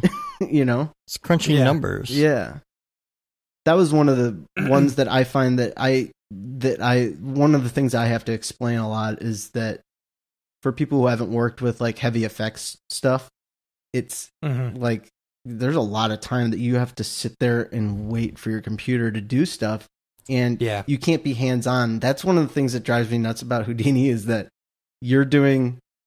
If you're working in, I feel like if you're working in Cinema or Maya, you're hands on all the time. You're constantly adjusting things and making it look right. Whereas with Houdini, you got to sit there or even if you're working in X Particles or any other simulation stuff like that. A lot of waiting. Yeah, you got to wait, and then you kind of got to baby it along. It's something got messed up here. We got to go back and tweak this thing, this little knob slightly to the left, and you're going and doing that for hours sometimes, and you really just want to get in there and make it look awesome, hands on. Yeah, right. Yeah. Just waiting for that point. Yeah. Yeah. I think now I think maybe a big thing with as far as like with your company and the crew that you're working with and stuff like that, if they're not understanding it, I think what you should do maybe as their employer, as their, try and push for more, try and take more of a leadership role, It's going to set you apart from everyone else because you're trying to actually be a leader within this project and stuff, and really try and push a lot of the pre-production. And maybe if you're having pre-production meetings and these guys are not in them, maybe bring them in, so that they can kind of see what's involved and stuff like that, because maybe they just don't realize it. Maybe they get an animation and they're like, oh, okay, so now I get to spend all my time doing the editing, and you just threw like, a day of 3D animation and stuff, or a couple hours of 3D animation, and I've got to spend a whole day working on an episode. I don't know. Yeah. Set yourself apart. Be a leader. I guess that covers that. Yeah, hopefully it covered it. If we completely misunderstood your question, we apologize. Let's see. Be bottable. Yeah. Says, okay. The thing about AMD and Threadripper is that they have a slower CPU core clock speed. When you are rendering with GPUs, this is bad because the CPU is pushing the information to your GPU. If you can push that information a little faster to your GPU, then your rendering will be slightly faster. That is why I went with Intel over AMD. Yes, and I believe this is a conversation that Sage and I had, and I was like, well, I've got an Intel machine that can basically just chug through Octane renders, no problem. It's got 3 CPUs in it, and I told him, I said, I was really looking for something that will be a good CPU option. Say, if you and I needed to render something as in physical renderer, or, if I wanted to really get something that I could push Corona renderer with, and also I've been wanting to try out Arnold and stuff like that. I wanted a good option for CPU rendering because my Mac isn't going to be CPU forever. It's not going to be around forever. It's not, I'm pushing it to its old age right now. So I told Sage, I said, I want something that's going to be really good for CPU, whether it be After Effects or whether it be Cinema. And he said, go with the Threadripper. Yeah. I guess I should have said that was in follow up to last week, but yeah. Word. No, I mean, that doesn't change anything, but I just meant to say that because we just went right into the AMD versus Threadripper without any explanation. Yeah. I think it's because we were talking about that last week. Which also reminds me, I think we got so many comments and things like in different places. It's so hard to. Oh, I know where it was. It was Twitter. It's so hard for me to keep track of this stuff anymore. Because there's just a barrage of it everywhere. In regards to the cryptocurrency thing last week. I'm sure I got it all wrong. Oh, yeah. This is from Taylor Kenny, actually. He says, loved hearing you guys discuss crypto on the podcast, but you can't just create... That makes probably 3 people. But you can't just create a coin and sell it on an exchange. I just think of the meme with what's his name doing like almost like the OK sign and going, one does not simply create right a coin and sell it on an exchange. Sean Bean. Sean Bean, yeah. Yeah. Is his name Sean Bean? You can Sean create Bean? your own... I think it is, yeah. You can create your own coin, but it has to be vetted by the exchange before people can trade it. Yeah, totally. Yeah. I knew that. You can still create the coin. I was just, I was step 1, collect underpants. Step 2, step 3, profit. Exactly. Step 1, create coin. Step 2, step 3, profit. Right. So, yeah. But I'm telling you, man, it's all about garlic coin right now. I'm going to start mining some garlic coin, be giving out garlic left and right. So is this real? Is this real and approved then, or what? Is this a meme coin that's actually approved? Yeah, I think so. I don't know. Does it matter? Dude, Dogecoin, and matter. you guys thought I was stupid. I was like, I'm gonna mine some Dogecoin, and you guys, that's so stupid. If I would have done that, I could have been a millionaire. Yeah. I ain't losing out on this garlic coin thing. Yeah.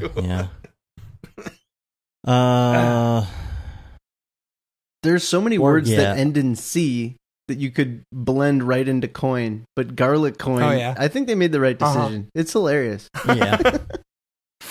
Well, what's kind of hard is that if you type in garlic coin, like with 2 C's, it's confusing. I don't know. Yeah, how do you spell it? Garlic coin, just 1 C. GARLICOIN. If this post gets 30,000 upvotes, I will make a garlic bread cryptocurrency. That was what it all started from. Oh, right. Okay, and it got 45,000 upvotes. Oh, man. Yeah. So funny. Anyway. That was 27 days ago. Wow. Yeah. So you never know. Get in the ground up. I do remember seeing that. Yeah, I remember seeing that. I didn't think that would ever turn into anything, but all right. So let's go to Tokyo Megaplex. By the way, Tokyo Megaplex, I like your music. Awesome. I love it too. It's great. Shout out. Yeah. What's the one, pineapple something or other? Pineapple apple pen? No. Pineapple House Party, or what is it? Pineapple House Party. Oh yeah. You're talking about the music? Party. Dude, I love the music. And Pineapple House Party, and then that'll be our next reel for sure. Yeah, that will be on our next reel. Yeah. So cool. All right. So are you going to post a link to the music? Yeah. I'll post a link. Let me just put that in here now. Into the dingus. Right. Into the dingus. Did you send me creating Brograph? I got to copy that link. We're gonna have a lot of notes this week. Yep. I just got to put all that out there. Okay. So from Tokyo Megaplex, which, by the way, Tokyo Megaplex, I've seen some of your stuff on the R Simulated. Looks very good. Very well done. Super creative guy. Mm-hmm. Okay. This is just podcast related from the podcast last week. He says, Matt, I used to plug in the gloss maps from Polygon into roughness. I think that's right. What I later learned is that roughness and glossiness are 2 different workflows that vary from renderer to renderer, yes. Basically, they are the same, but inverted. So you actually want to invert... Oh, okay, I've been doing it wrong. You want to invert your gloss map to get a roughness map proper. With renderers that use glossiness... I knew it was something funky weird. With renderers that use glossiness 1, or the white parts of the image, are equal to 0 roughness and vice versa. Okay, Liam pointed this out in one of his Redshift streams, and there's actually an option in your Redshift material to change the workflow from roughness to glossiness, which is handy. Huh. Oh, neat. That's cool. I'm not 100% sure I'm right about these points, but I'm 95% sure. All right, cool. I'll have to don't quote me on it. That's the. But I don't know. It's up to you. That's basically the. If this ruins your whole life, it's your problem, not mine. Right. I was totally unaware of that. That's interesting. I'm gonna have to go back and experiment with that now. So, let's go to a couple links that just came up.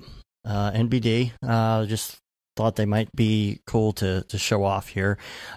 Adweek did a little write up on some stuff that David Aryev has been working on with smear balls. Yes, Smearballs will be on the next episode. Yes, that's Cool. I forgot about that. Smearballs will be on the next episode. So we've got, we're doing Houdini Mark, Smearballs, and then Jules. So that'll be good. Adweek, KFC made some very weird relaxation videos to help you deal with life in America today. So I'll post that link, and you can check that out. I haven't seen the spot yet. Have you guys seen it? The whole KFC spot? Yeah, no, I was like looking for it. I saw a bunch of posts that David had on his Instagram of shots that were from it. They looked awesome and like funny in a way too, you know. I've seen the whole spot. I don't know if it's actually up or not, or whether they just sent it to me. So, actually, I believe that post, let's see. If you go through in the Dingus, I think it's the first link there after the show notes. The KFC thing with the space potatoes. Welcome to the comfort zone. Is that what it is? Yeah. So check that out. This is it. They've got it up on YouTube, on KFC's YouTube. Here. There it is. Yeah. For some reason, when I looked at this before on my phone, it didn't show up, but it looks like they're all there now. There you go. It's amazing. And David did some space potatoes and peas and carrots and stuff. Hilarious. I love it. Let's see. Here's another link. This is a video done in Octane called Driveler. It's weird. It's spelled different in different places, but just really, really fantastic looking. Thought I'd put that in the notes. And then part 2 of David's tutorial came out this week, Advanced Octane Shaders. So this is 2 of 2. So check that out. I'm looking at this Driveler thing. Yeah. That is really crazy. And then, okay, this is kind of related to what we were talking about as far as expectations. This is something I believe I saw Mitch Myers post this on Facebook this week. This is how many days will a project take? And so this is just a great example to send to somebody, I guess, that doesn't understand this concept. And what this person did in this video is they drew Spider-Man's face 3 times. Mm-hmm. Yes. And they put an iPhone next to the drawing that's counting down the time. So they just kind of time lapse this, and they showed what it looks like to draw Spider-Man in 10 minutes, what it looks like to draw him in 1 minute, and what it looks like to draw him in 10 seconds. And this is such a great thing. Like when you have a client that doesn't understand, well, why is this going to take so much time? You can just send them this. That'd be such an asshole thing to do. I know, it's such an asshole thing to do. Excuse me, let me show you this. Let me show you this 11-minute long video, or this 2-minute long video of someone drawing Spider-Man. I love that thing, though. It's so true. But you could, if you're having a conversation, I mean, I guess you could do that. You could say, okay, well, if I love the 10-second Spider-Man. The 10-second one, It looks so stupid. You couldn't even do it in 10 seconds. It was 12 seconds. Like it was 12. You had to scratch it out. No, it looks like the what is that? The painting of Jesus that the lady totally messed up. Oh yeah, and redid. And then it became a meme, and people got tattoos of it and stuff. That's hilarious. Yeah. But this is a great example, and you could find a way to put this a little more nice to a client and say, okay, well, look, let's just say you were drawing a comic book character and you had 30 minutes to draw that comic book character and you were a good artist. It would look really nice.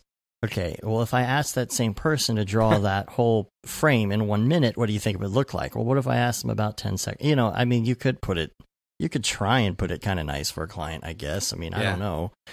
But it's just such a great example. Yeah. This Driveler thing, I noticed, I recognized some of the fruit, or some of the food.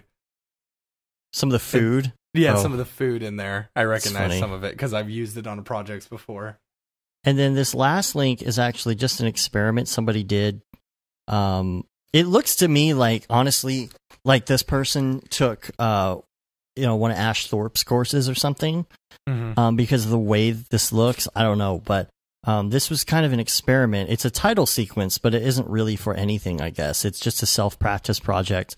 Cinema 4D, Octane, X-Particles, After Effects, and it's called Conundrum, and it's just really pretty. And so it is very pretty. Yeah. I put a link to that in the show notes as well. So, guess what? What about what? my other? Did you get the End of the World Part 2? Oh, that's for the show notes? Yeah, dude. Well, why is that for the show notes? I don't know, because I think it's interesting. Well, fine. All right. Fine. Anyway, so where is it? It's above the show notes. Above the show notes. Okay. Yeah. Fine. So the End of the World. It was like the very first viral meme. WTF, mate. Yeah, exactly. Yeah. That guy created a sequel to it. Totally Anyway, Flash animation looking. Yeah, absolutely. Yeah. I thought it was great. On Newgrounds.com back in the day or something. Probably. E-Bombs World. E-Bombs World. Yep. Anyway. All right, so guess what it's time for? People, where'd you get that people, what's up with that guy? So, if you are following along at home, get on your Beeple viewer of choice, which I suggest that you use Twitter, because it always seems to have all of them and doesn't skip them for some weird reason. /Beeple.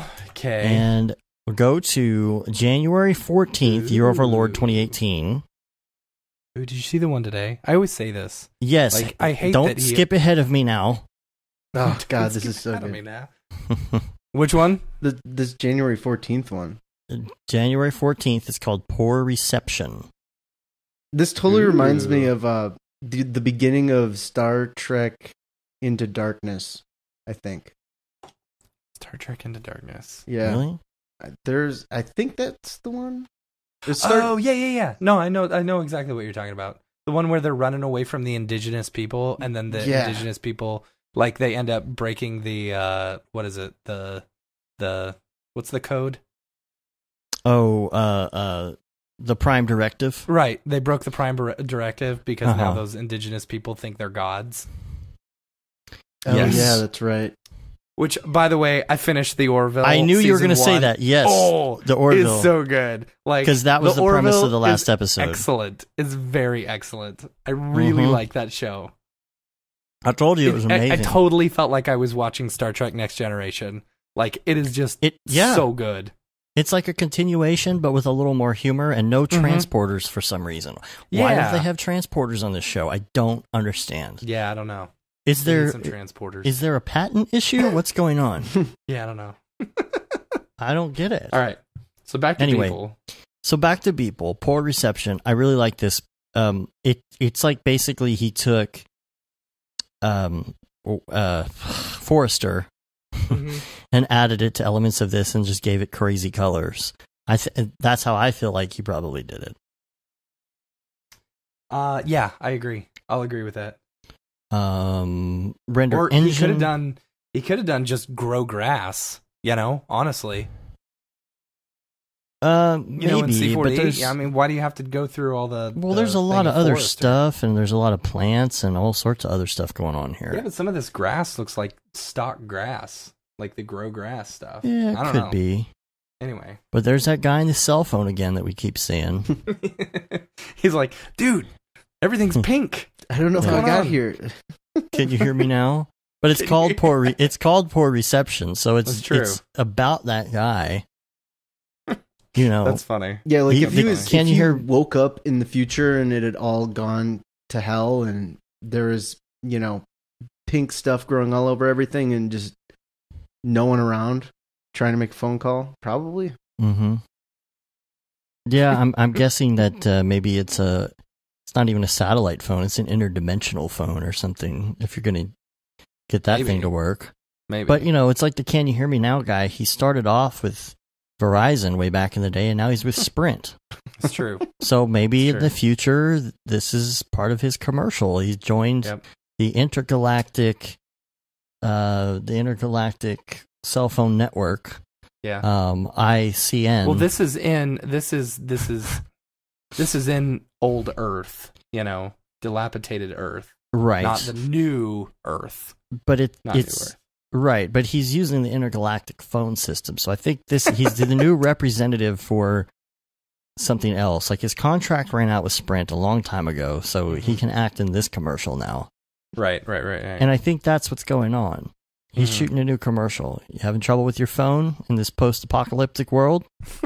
Not anymore, my friend. Because you don't have anything else to worry about. For sure. But your cell phone. I mean, how else are you going to play Candy Crush when sitting amongst the Nah, dude. It's all about Disney Emoji Blitz. Yeah, how are you going to play Emoji Blitz in the post-apocalyptic Earth? It's impossible. Especially... I just got Baymax and Hiro Hamada. I don't know what that Disney means. Emoji Blitz. I know some of those words. Baymax? But how are you going to play those things between your interdimensional friends who are on the other world, in the other side of the orb, who are small people, many people's people? Right. I mean, does there have to be some sort of conversion that takes place in order for their small cell phones, for their tiny hands to work as well? Yeah, it's smaller electrons on the other side. They have to shrink everything. Well, that's the thing. Yeah. But aren't you going to run into some problems? Like, you could make a tiny cell phone, but how much battery power is that thing going to have? That's true. I mean, think about the pixel pitch. I would think on that in the thing. future. I would think in the future everything is like kinetic power and solar power. I see. So, are you shrinking everything as a whole, or do you have to build small cell phones in the large world to give to those people? Because how are you going to do pixels? Like, if you made a phone that small, the pixels would be huge compared to those little people. True. Yeah. I don't know. There's so many logistics issues here we got to figure out. Well, maybe they make small people to make the small pixels, so they're not big. Big people aren't manufacturing the small stuff. It's small people. I gotcha. It's all proportional. I gotcha. Okay, but the electrons, that's still an issue, though, because your battery is still going to be small. You really can't change the way that the chemicals work, right? I mean, are you making the... Oh, man. Maybe it's less pixels. I don't know, yeah. It's less pixels, so maybe it uses less energy because it's so small. But no, that's going back on what we just said. It's the same amount of pixels because small people made the small pixels. I don't know. Mike Winkleman, you got some explaining to do. Yeah. There's so many holes in this. I'll ask him when I see him in New York City. In New York. Right. I'll be like, all right. Okay, I'm going to bring along a whole portfolio and say, okay, can you explain to me this one? Yes, you're going to be like that guy at a comic book convention. Yes, in January 14th, you had a gentleman who was on a cell phone. Well, anytime that something like that happens, a fairy did it. Anyway. Yeah, but what about the one time that you had the giant cheeseburger and the fairy did it? Oh. All right, so January 17th is what we're going to go to now, to a project called Muted. Oh, I like this one. I really like this one. The colors are very... oh, jeez. Muted. What is the word? Yeah. So, again, it's so hard. Man, it has been really, really hard. And we're going to have to ask him when we get him on the show again, what the percentage now is of what render engine. I really want to know. Yeah. Is this Gorilla Render? You never know. But yeah, I really like this and the windows. I bet there's a lot of instancing going on here, I'd say. Mm-hmm. It feels good and random too, though. Just it's got a good feel to it. Yeah, I think it's got it looks, I want to say it's Joseph Bashara, who, I think it looks a lot like his stuff. Something to me, okay, he probably didn't do it in this because it's simple enough to where there's not that many polys and they're boxes. But something I would do if I were working on this on a grand scale or on a really big project, see how a lot of those windows are the same? They have 2 windows on top and then 3 on the bottom. Or in the other section, there's 2 windows on top, there's 4 on the bottom. I think my approach to this would be that I would create instances of the individual windows and then rotate and swing open those instances. Not do the whole window as an instance, but have like a null, and each null had an instance of each individual window so that I could open them up or shut them and they could still be an instance. Does that make sense? Yeah. And that way you would be saving on geometry. However, he probably didn't do that because this is a simple project. It's probably a couple hours worth of work. It's not going to be that many polys anyway. But very cool looking. It's lots of air pretty. conditioning units and stuff like that. Yeah, see, I feel like this is very Joseph Bashara inspired. 'Cause Joseph does stuff very similar to this, has a ton of this type of stuff. But story-wise, though, there's the brightness coming from the top, glaring down on him. That light up there just looks so good. Mm-hmm. And the question, of course, is like, what is that light and what's happening there? I think it's just the sun. It's I dark, feel like though. I don't think the that's way the light sun. works. It's a I dark feel sky. like he's between two very large buildings, and we're looking at one of them. Yeah, I agree. You know, I was thinking that as well. I see. like there's a building behind us, and it's kind of like the light is just coming through the canopy of the top of the city or something. Mm-hmm. I see. Interesting. I thought maybe it was part of an alien invasion or something, but I'm just getting used to I'd be the world of people. I'd be super pissed if I was one of these people on one of the lower levels. Like, if that's the case, like your view is looking at another building, probably exactly like that. Yeah. You know, no light, unless you like crane your head out of the window and look up, like this guy is. Mm-hmm. And let's see. Okay, so I'm going. Actually, okay, we're just gonna have to go back on this because this isn't in the notes for today, but January 19th, Square Halo. Well, actually, hold on. It's called muted. Maybe Right. not because of the color, but maybe because he's in an area where he can't get cell phone reception. Well, here's the thing: if Just you a go thought. to if you go to January 19th, you can see exactly what's happening here because you get the rest of the story. There is a light square. Oh wow! So he is between two buildings, Yeah. or rather, maybe a courtyardish thing. But you get the rest of the Interesting. deal, and also in between is his tweet that says, "NYC peeps will be at this opening on February 1st. Come say hi, or just come grab a free beer and tell me to go F myself. All good." That's funny. And then, of course, another tweet from him that says, "I just noticed there's a lot of useful models built into the content browser in Cinema 4D." I've noticed don't he's know. been like he's been tweeting like just lately. He's been like actually like tweeting normal stuff, not just everydays. You know? Yeah. Huh. Yeah, it's like, I don't know. I just learned Shift C yesterday. Let's see. Okay, so the last one would be January 20th, and that's called Microsoft Cloud 2094. And this is kind of a continuation on the series, on like this kind of separate series that we've been looking at, which we're trying to put into that world. But there was one with Amazon, and there was one with, what was the other one?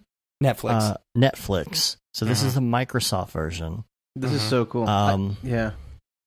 I almost feel like this is like when the Earth is like, you know, you were talking about, you had the theories of them going and terraforming another planet or something like that. Maybe towards the end, large corporations have to resort to this kind of shenaniganery to get their products sold and stuff like that. They need to hover in the low atmosphere to, you know, maintain, because otherwise they're going to get overgrown by whatever was happening in this other one.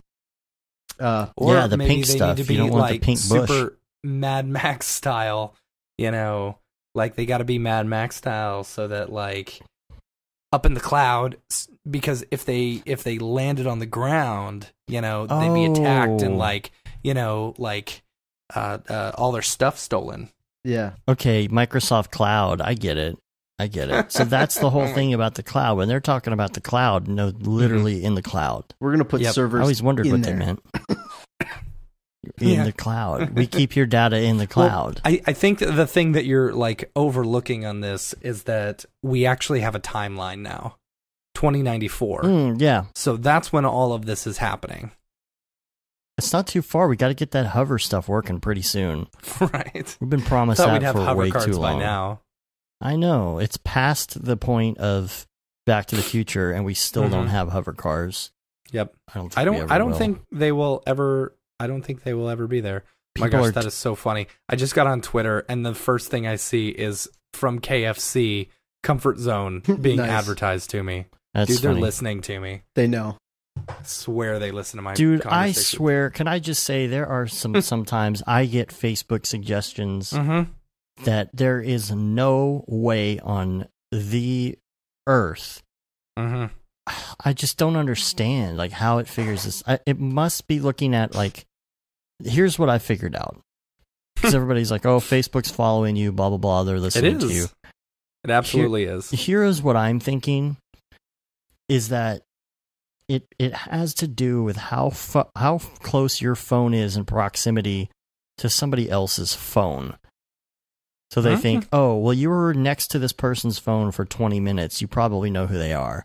It's the only thing I can think of because twice this has happened to me now where there is no connection between me and the other person whatsoever besides having friends in common.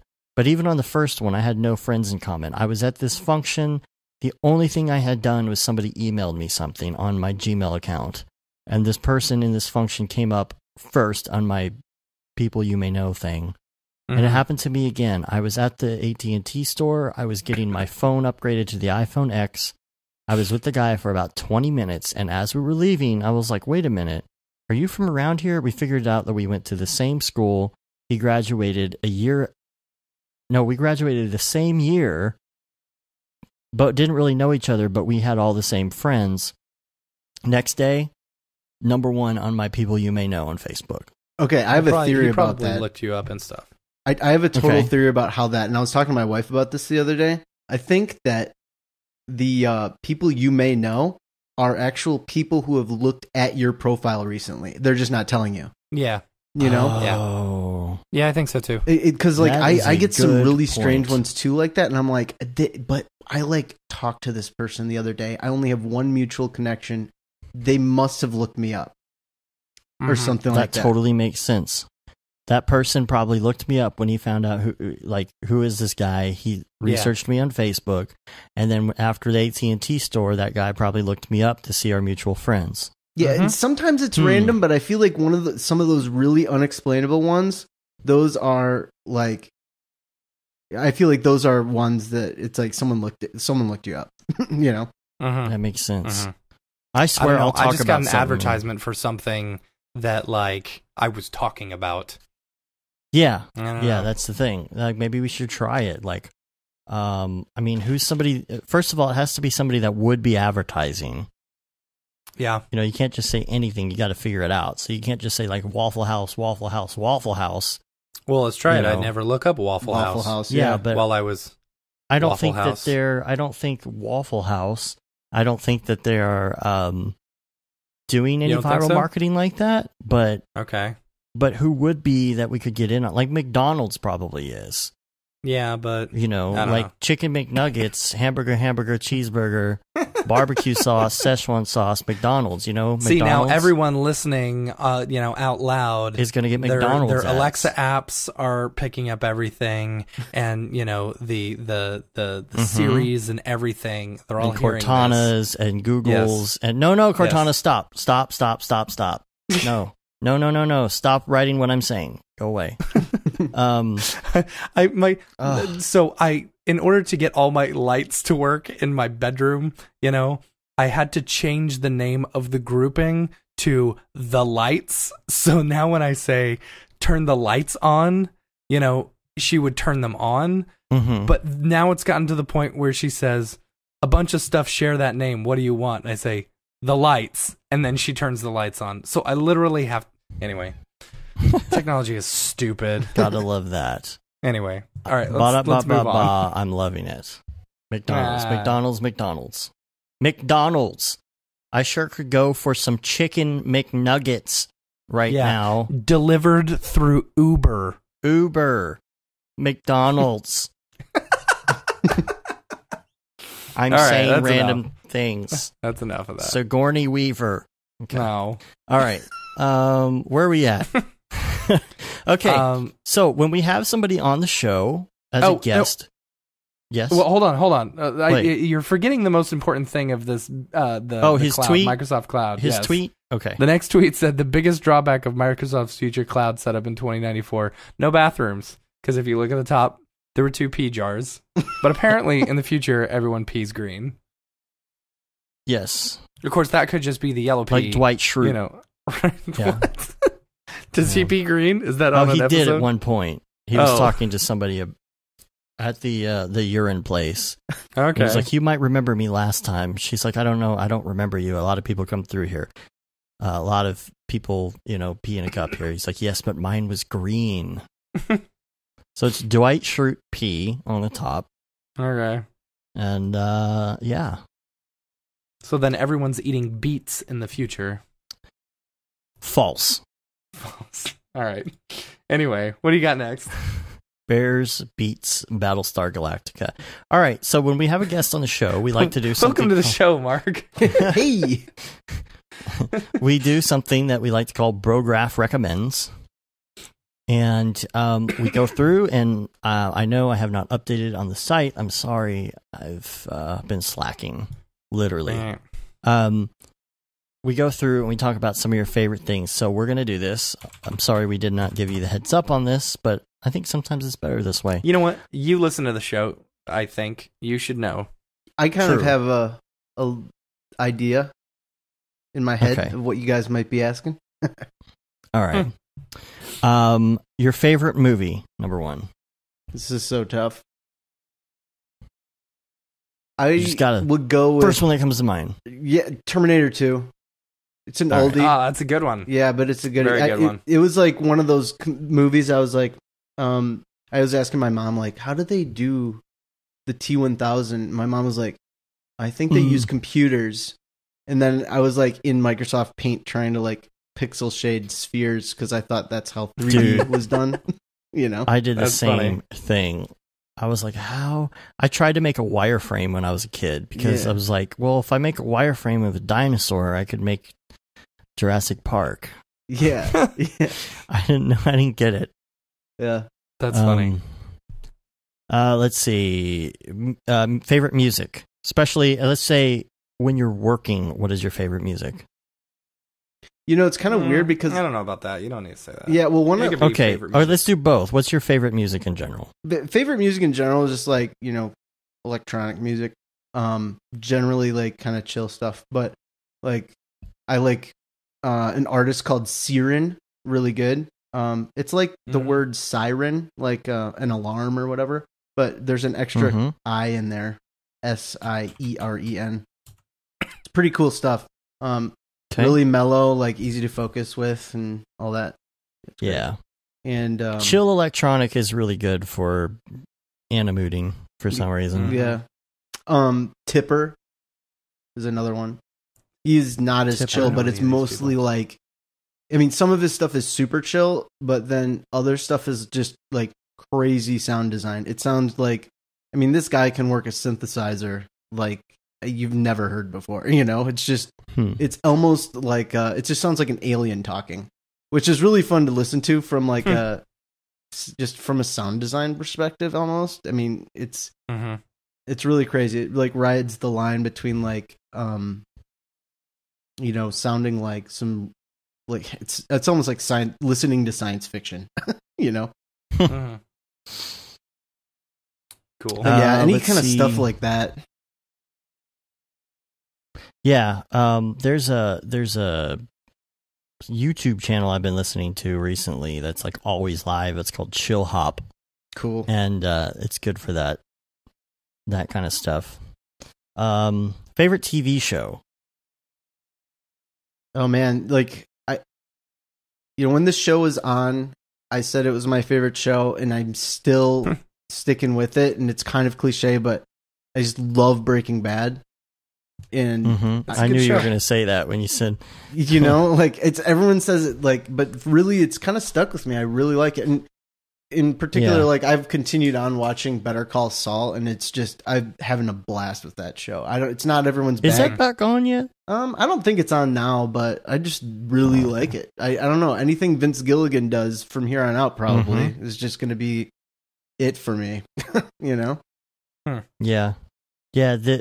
The sequels or the prequels or whatever you call them are actually really, really entertaining. Yeah, Better Call Saul is like a really different take on that storyline, but like really, really just well acted, well written. Just a lot of things are really good about it. Yeah, I like all the other stuff too. All the usual suspects in terms of shows, but that one is the one that just like rocks me. I cannot wait to watch it again with like my kids when they're old enough and stuff like that. You know? Right. That's funny. What's the police drama that everybody always says? It's up there with Breaking Bad. My mind is completely blank. The Wire. Yeah. Everybody else says The Wire. I haven't ever really started watching that or anything, so I don't know anything about it. But me and my wife have been on an NCIS kick lately. Oh yeah. Yeah, I don't know. It's nothing special. Here's the thing about NCIS or any of those types of shows, and you may not notice when you're watching it, but some of the actors that they bring on those shows are really bad. And so, I have noticed that. Yes. So and you may notice that, but like what's even worse, try listening to the show without looking at it. Mm-hmm. Like, if you're in the other room or you're turned around doing something, listen to the show. And when you listen to it, you're like, oh man, that acting's bad. Yeah. Mm-hmm. Weird little hack there. I feel like a lot of people who are on that show are like actors that are gonna get their break or not gonna get their break at some point in the future. Yeah. They're just trying things out, Right. Let's see. Favorite podcast? You don't have to say Brograph unless it's true. Oh, I love listening to your guys' podcast for sure, and it's great because they have some longevity. I don't have a very long commute, so I can like listen to it like for multiple days, and it just kind of fills in the time. It's awesome. But your next commute's what, 4 minutes? Yeah. But like School of Motion for sure is like at the top of my list. I like love what Joey's doing, and I got a lot of insight from his podcast. And in Design Bootcamp, they have a ton more podcasts that are part of the course, and it was honestly Design Bootcamp got me hooked on podcasts. Yeah, they had some really great people on, like B. Grandinetti. Gosh, I can't even remember all the people who are on those podcasts, but super insightful. And then his regular podcast is just awesome too. Nice, cool. Favorite plugin? Man, I don't use that many plugins. I feel like that Pro EXR one that I mentioned earlier kind of saved the day for me today. I honestly was using that today, which is why I thought of it. Okay. I don't think we ever asked this when we were talking earlier. What's your render engine of choice? You said you were doing a lot of Redshift stuff? Yep, Redshift. For sure. Go ahead. Yeah, Redshift is kind of what I use for when I'm doing anything in Houdini. And I have a lot of background with Arnold too, because that's sort of the Maya engine now, because Autodesk bought Solid Angle and everything. Right.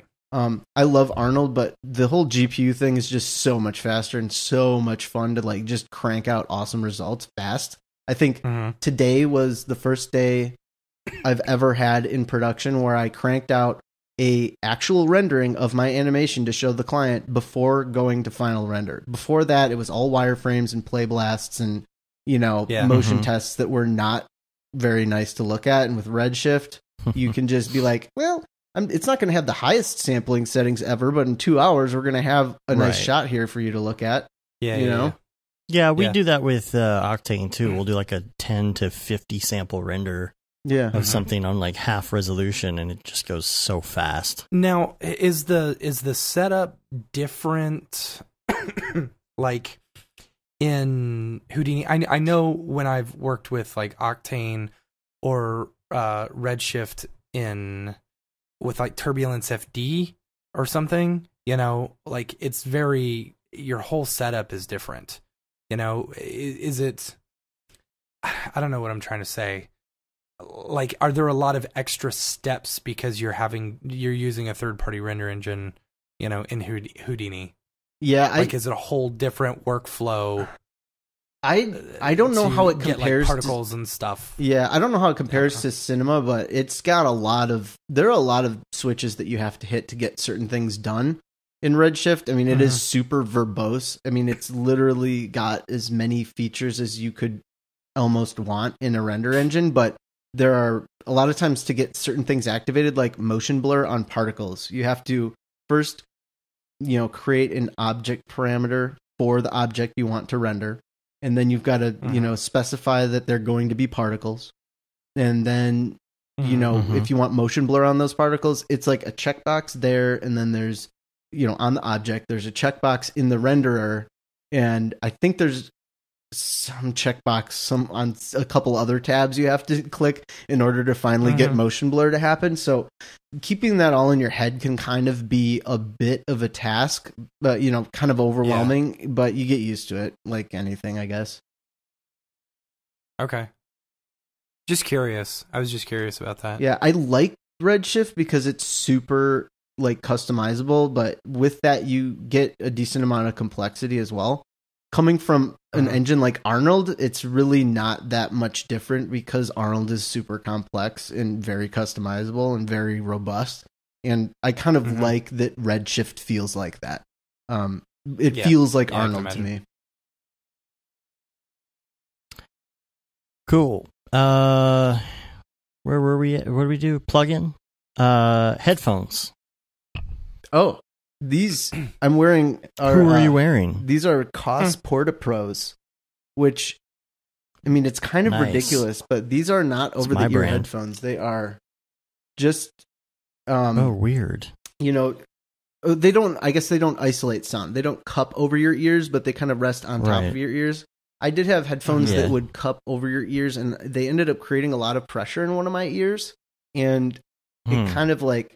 They ended up hurting me, so these kind of breathe a little bit better, and they have good bass. To them. That's like these generic Sonys that I wear. They're not really. They're just kind of on the ear. For the show. It's better trying to do a show like that than to wear like the completely isolated ones or the Bose that I usually wear. I don't like on the ear headphones. I just can't stand them. I don't like having things resting on my ears. It's either got to be earbuds or it's got to be over the ear. I really do like the Apple earbuds that just come with the phone too, because when I'm at work, like, you know, suppose I'm working in an office somewhere. If somebody comes in and talks to me, I can actually hear them. Whereas with a lot of headphones that are like either noise canceling or over the ear, or even the earbuds that go in your ear and almost like plug your ears, with the Apple headphones, people can come up and talk to you, and you're like still in the game a little bit. You're like, right. Well, that's what I like doing too. It depends, I guess, on the situation. But you know, back when I was working at different places, sometimes I would want that isolation, but sometimes like I didn't want to miss, especially in a group setting. I didn't want to miss if people were talking about certain things. You know, because people would get a little frustrated if they had to like tap me on the shoulder every time they wanted to get my attention. You know, rather than just saying, hey, you know. So, I mean, there's advantages to both. I totally see that. And what is the brand name? It's Koss? Koss, yeah. They're actually Wisconsin. I think their headquarters is in Milwaukee. Koss, just like your last name. Right. Spelled the same and everything. What is the brand on like model on that? Porta Pro. So like porta potty, but just pro. I was about to say. I can't believe I just said that on a podcast. Funny. It's all right. Oh, we've said way worse. Don't worry. What is your favorite website or Chrome extension? Oh man, there's a Chrome extension that I just like installed and started using today called and I was listening to actually the Grayscale Gorilla podcast, and they were talking about like their favorite things of 2017 or something like that, and they went through a bunch of these, but it's a Chrome extension where it's called, oh man, I don't even know what it's called right now. It's called Hover Zoom, and you like can you install it, and it basically, when you scroll over an image, it just pops it open. So when we were doing Beeple's People just now, I was just kind of going through. I didn't have to like click on any images to enlarge it. It just kind of brings it up. That's cool. See. Yeah, it's kind of like wanted to try doing a 3D touch on an iPhone or something. Yeah, it's exactly like Force Touch or whatever it is. Yeah. Mm-hmm. And then, what is your favorite life hack? Oh man, this is gonna seem really weird, but like I have this method for comparing things where I call it like the magic eye trick. So you know how you use a magic eye, those old magic eye books where you like kind of let your eyes relax and then it makes like a 3D image. Yeah. So if I found like if you have two things that look really close to one another, they look almost identical and they're right next to each other. If you cross your eyes and you get them to overlap, they'll lock in. Mm-hmm. So like what I would do, see the differences. Yeah. So what I would do is like in Finder, when I would need to verify that both sets of files in two directories were completely synced, I'd pull them up next to each other and then like get their file sizes all in a nice row. And then I would do the cross-eyed check so that they would overlay. That's actually really smart. It was like, that was like the one life hack. I was like, I can't believe I figured this out. This is like amazing. Why don't more people know that you can do this? You know? That's funny. Yeah. Oh man, I'm totally going to try that now. So, another thing that we've added to this now is something called, setup. So what is your setup now at home? What is your battle station like? Oh, cool. Are you PC or Mac, first of all? I'm a PC. I just switched back to PC after like 10 years on a Mac, like in October. Like all of us. Yep. Yeah. Like all of us are doing. And so what do you got? What you pushing, as they say in the car world? Yeah, it's a Threadripper build, and it's the 1950X. I wanted like a bunch of cores so that I could do CPU rendering if I needed to. And is that the 32 thread? Yeah, or is it the 6? Yeah. Okay. 16 core, 32 threads. So for doing simulations and all sorts of stuff like that, it's great. Nice. And it's got I have one 1080 Ti right now. I built it so that I could expand. So it's got a decent power supply in there that could handle more. But the other thing is it's got 64 gigs of RAM for doing those like fluid simulations. Just take a ton of RAM. So it's got that in it as well. And I didn't do M.2 drives because I didn't know they existed actually when I did my build. Oh.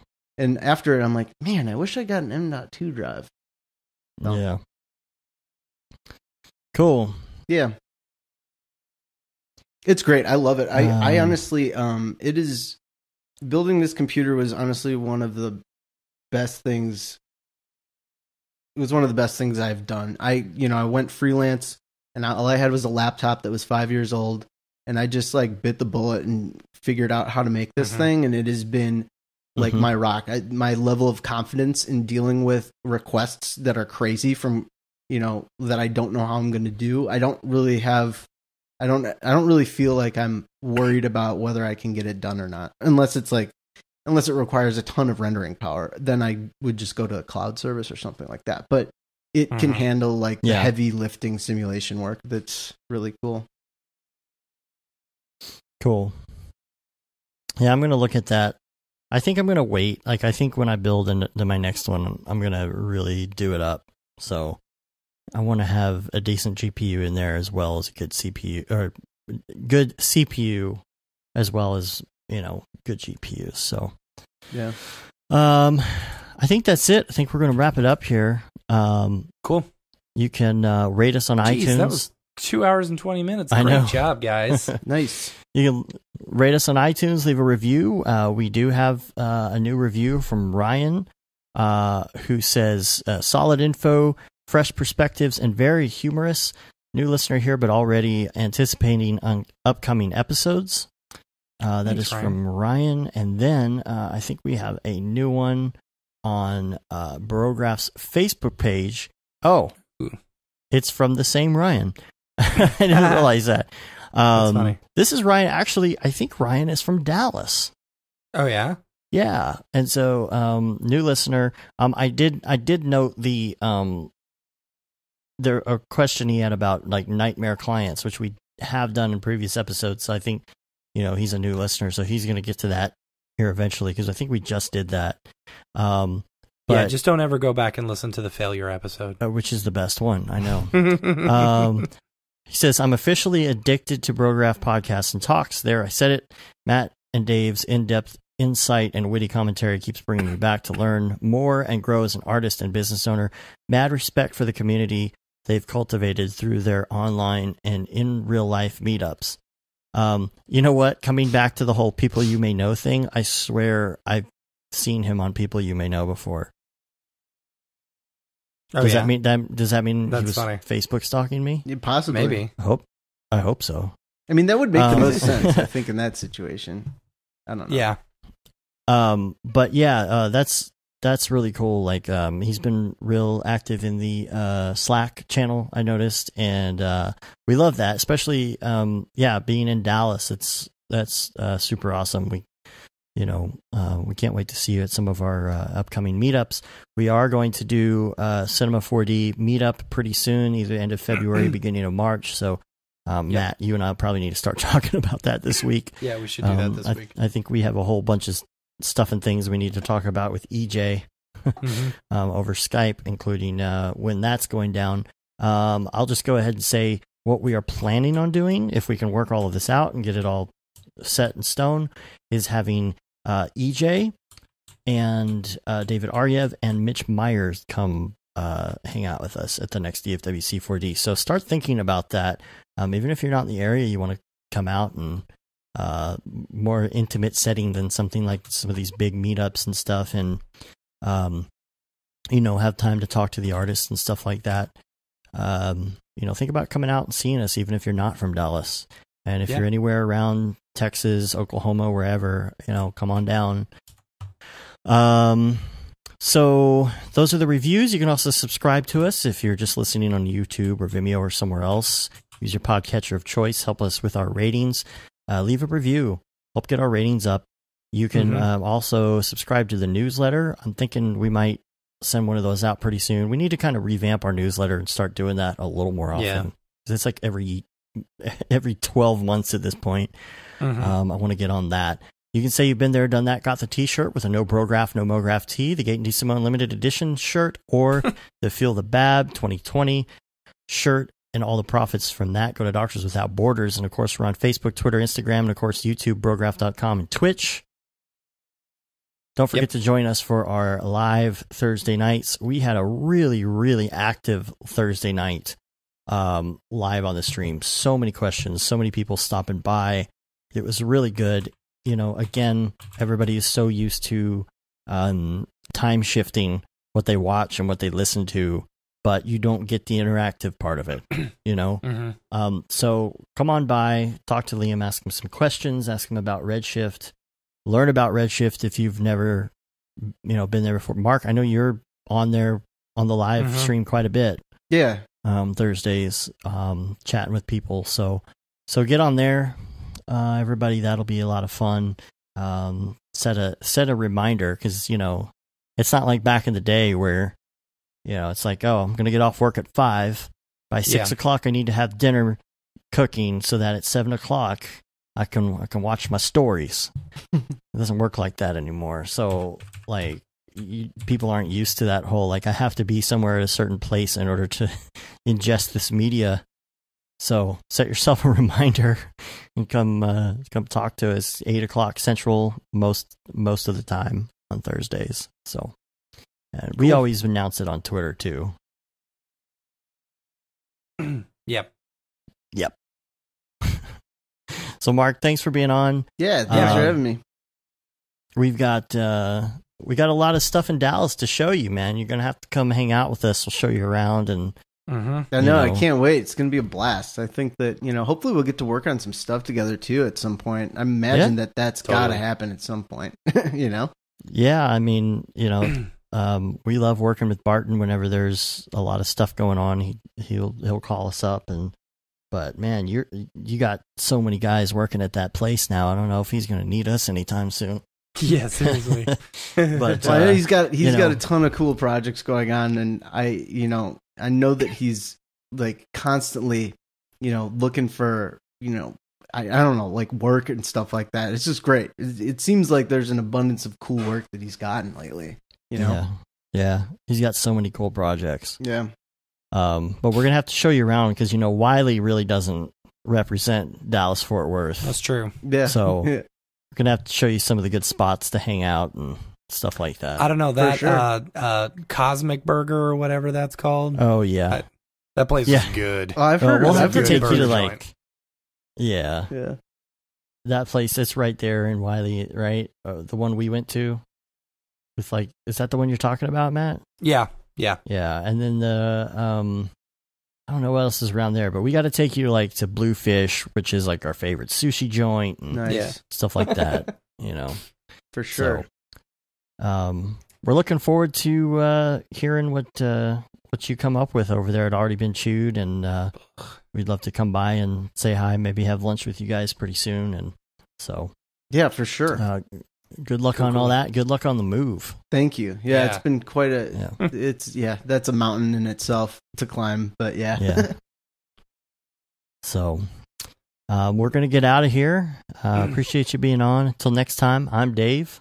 And I'm Matt. And I'm Mark. Have a good one. Later, bros. See ya.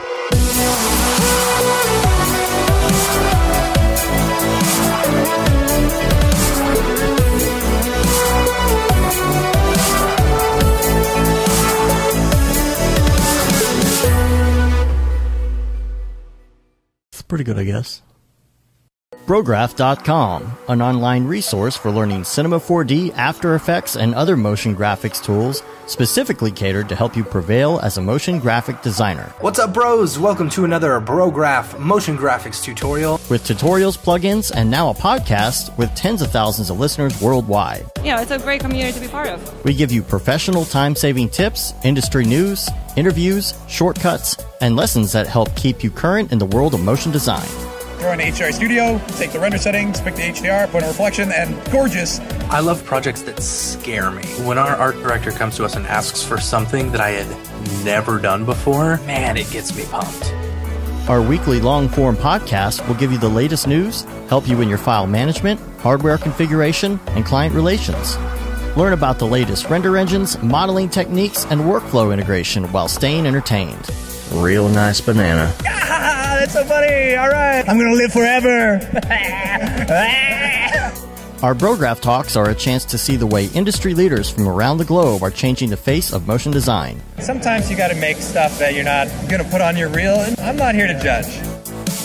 The podcasts and talks include people like People, Barton Damer, Nick Campbell, Andrew Kramer, David Ariev, Chad Ashley, Paul Babb, EJ Hassenfrost, Mitch Myers, Chris Schmidt, Jules Urbach, Cornelius Dammert, David Brodeur, Andy Needham, Caitlin Kaju, Zubair Parker, Noseman, Ryan Bean, Casey Hupke, Nick Lyons, Sage, Joey Korenman, Jeremy Cox, Rick Barrett, John Dickinson, Matthias Omatola, Patrick Goski, Brandon Clements, Steve Teeple, Tom Glimpse, Patrick Lundstrom, Julia Simone, Devin Coe, Al Heck, and even Deadmau5. You get that render done.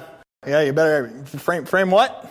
Our Brograph breakdowns go behind the projects and give you an insight on what it's like to manage and maintain your own personal business or work for a large company. Join us for live sessions, check out our useful plugins, watch time-lapse projects, interact with us, and send us email questions and topic ideas. Or just hit the Rando Render button and do an imaginative daily that'll keep you on your toes. Take all your dreams and let's do it! Subscribe today and get automatic updates on the latest tutorials, tricks, tips, and inspiration brought to you by industry professionals Dave Koss and Matt Milstead. We don't care how you get here, folks. Just get here. Subscribe now to Brograph Tutorials.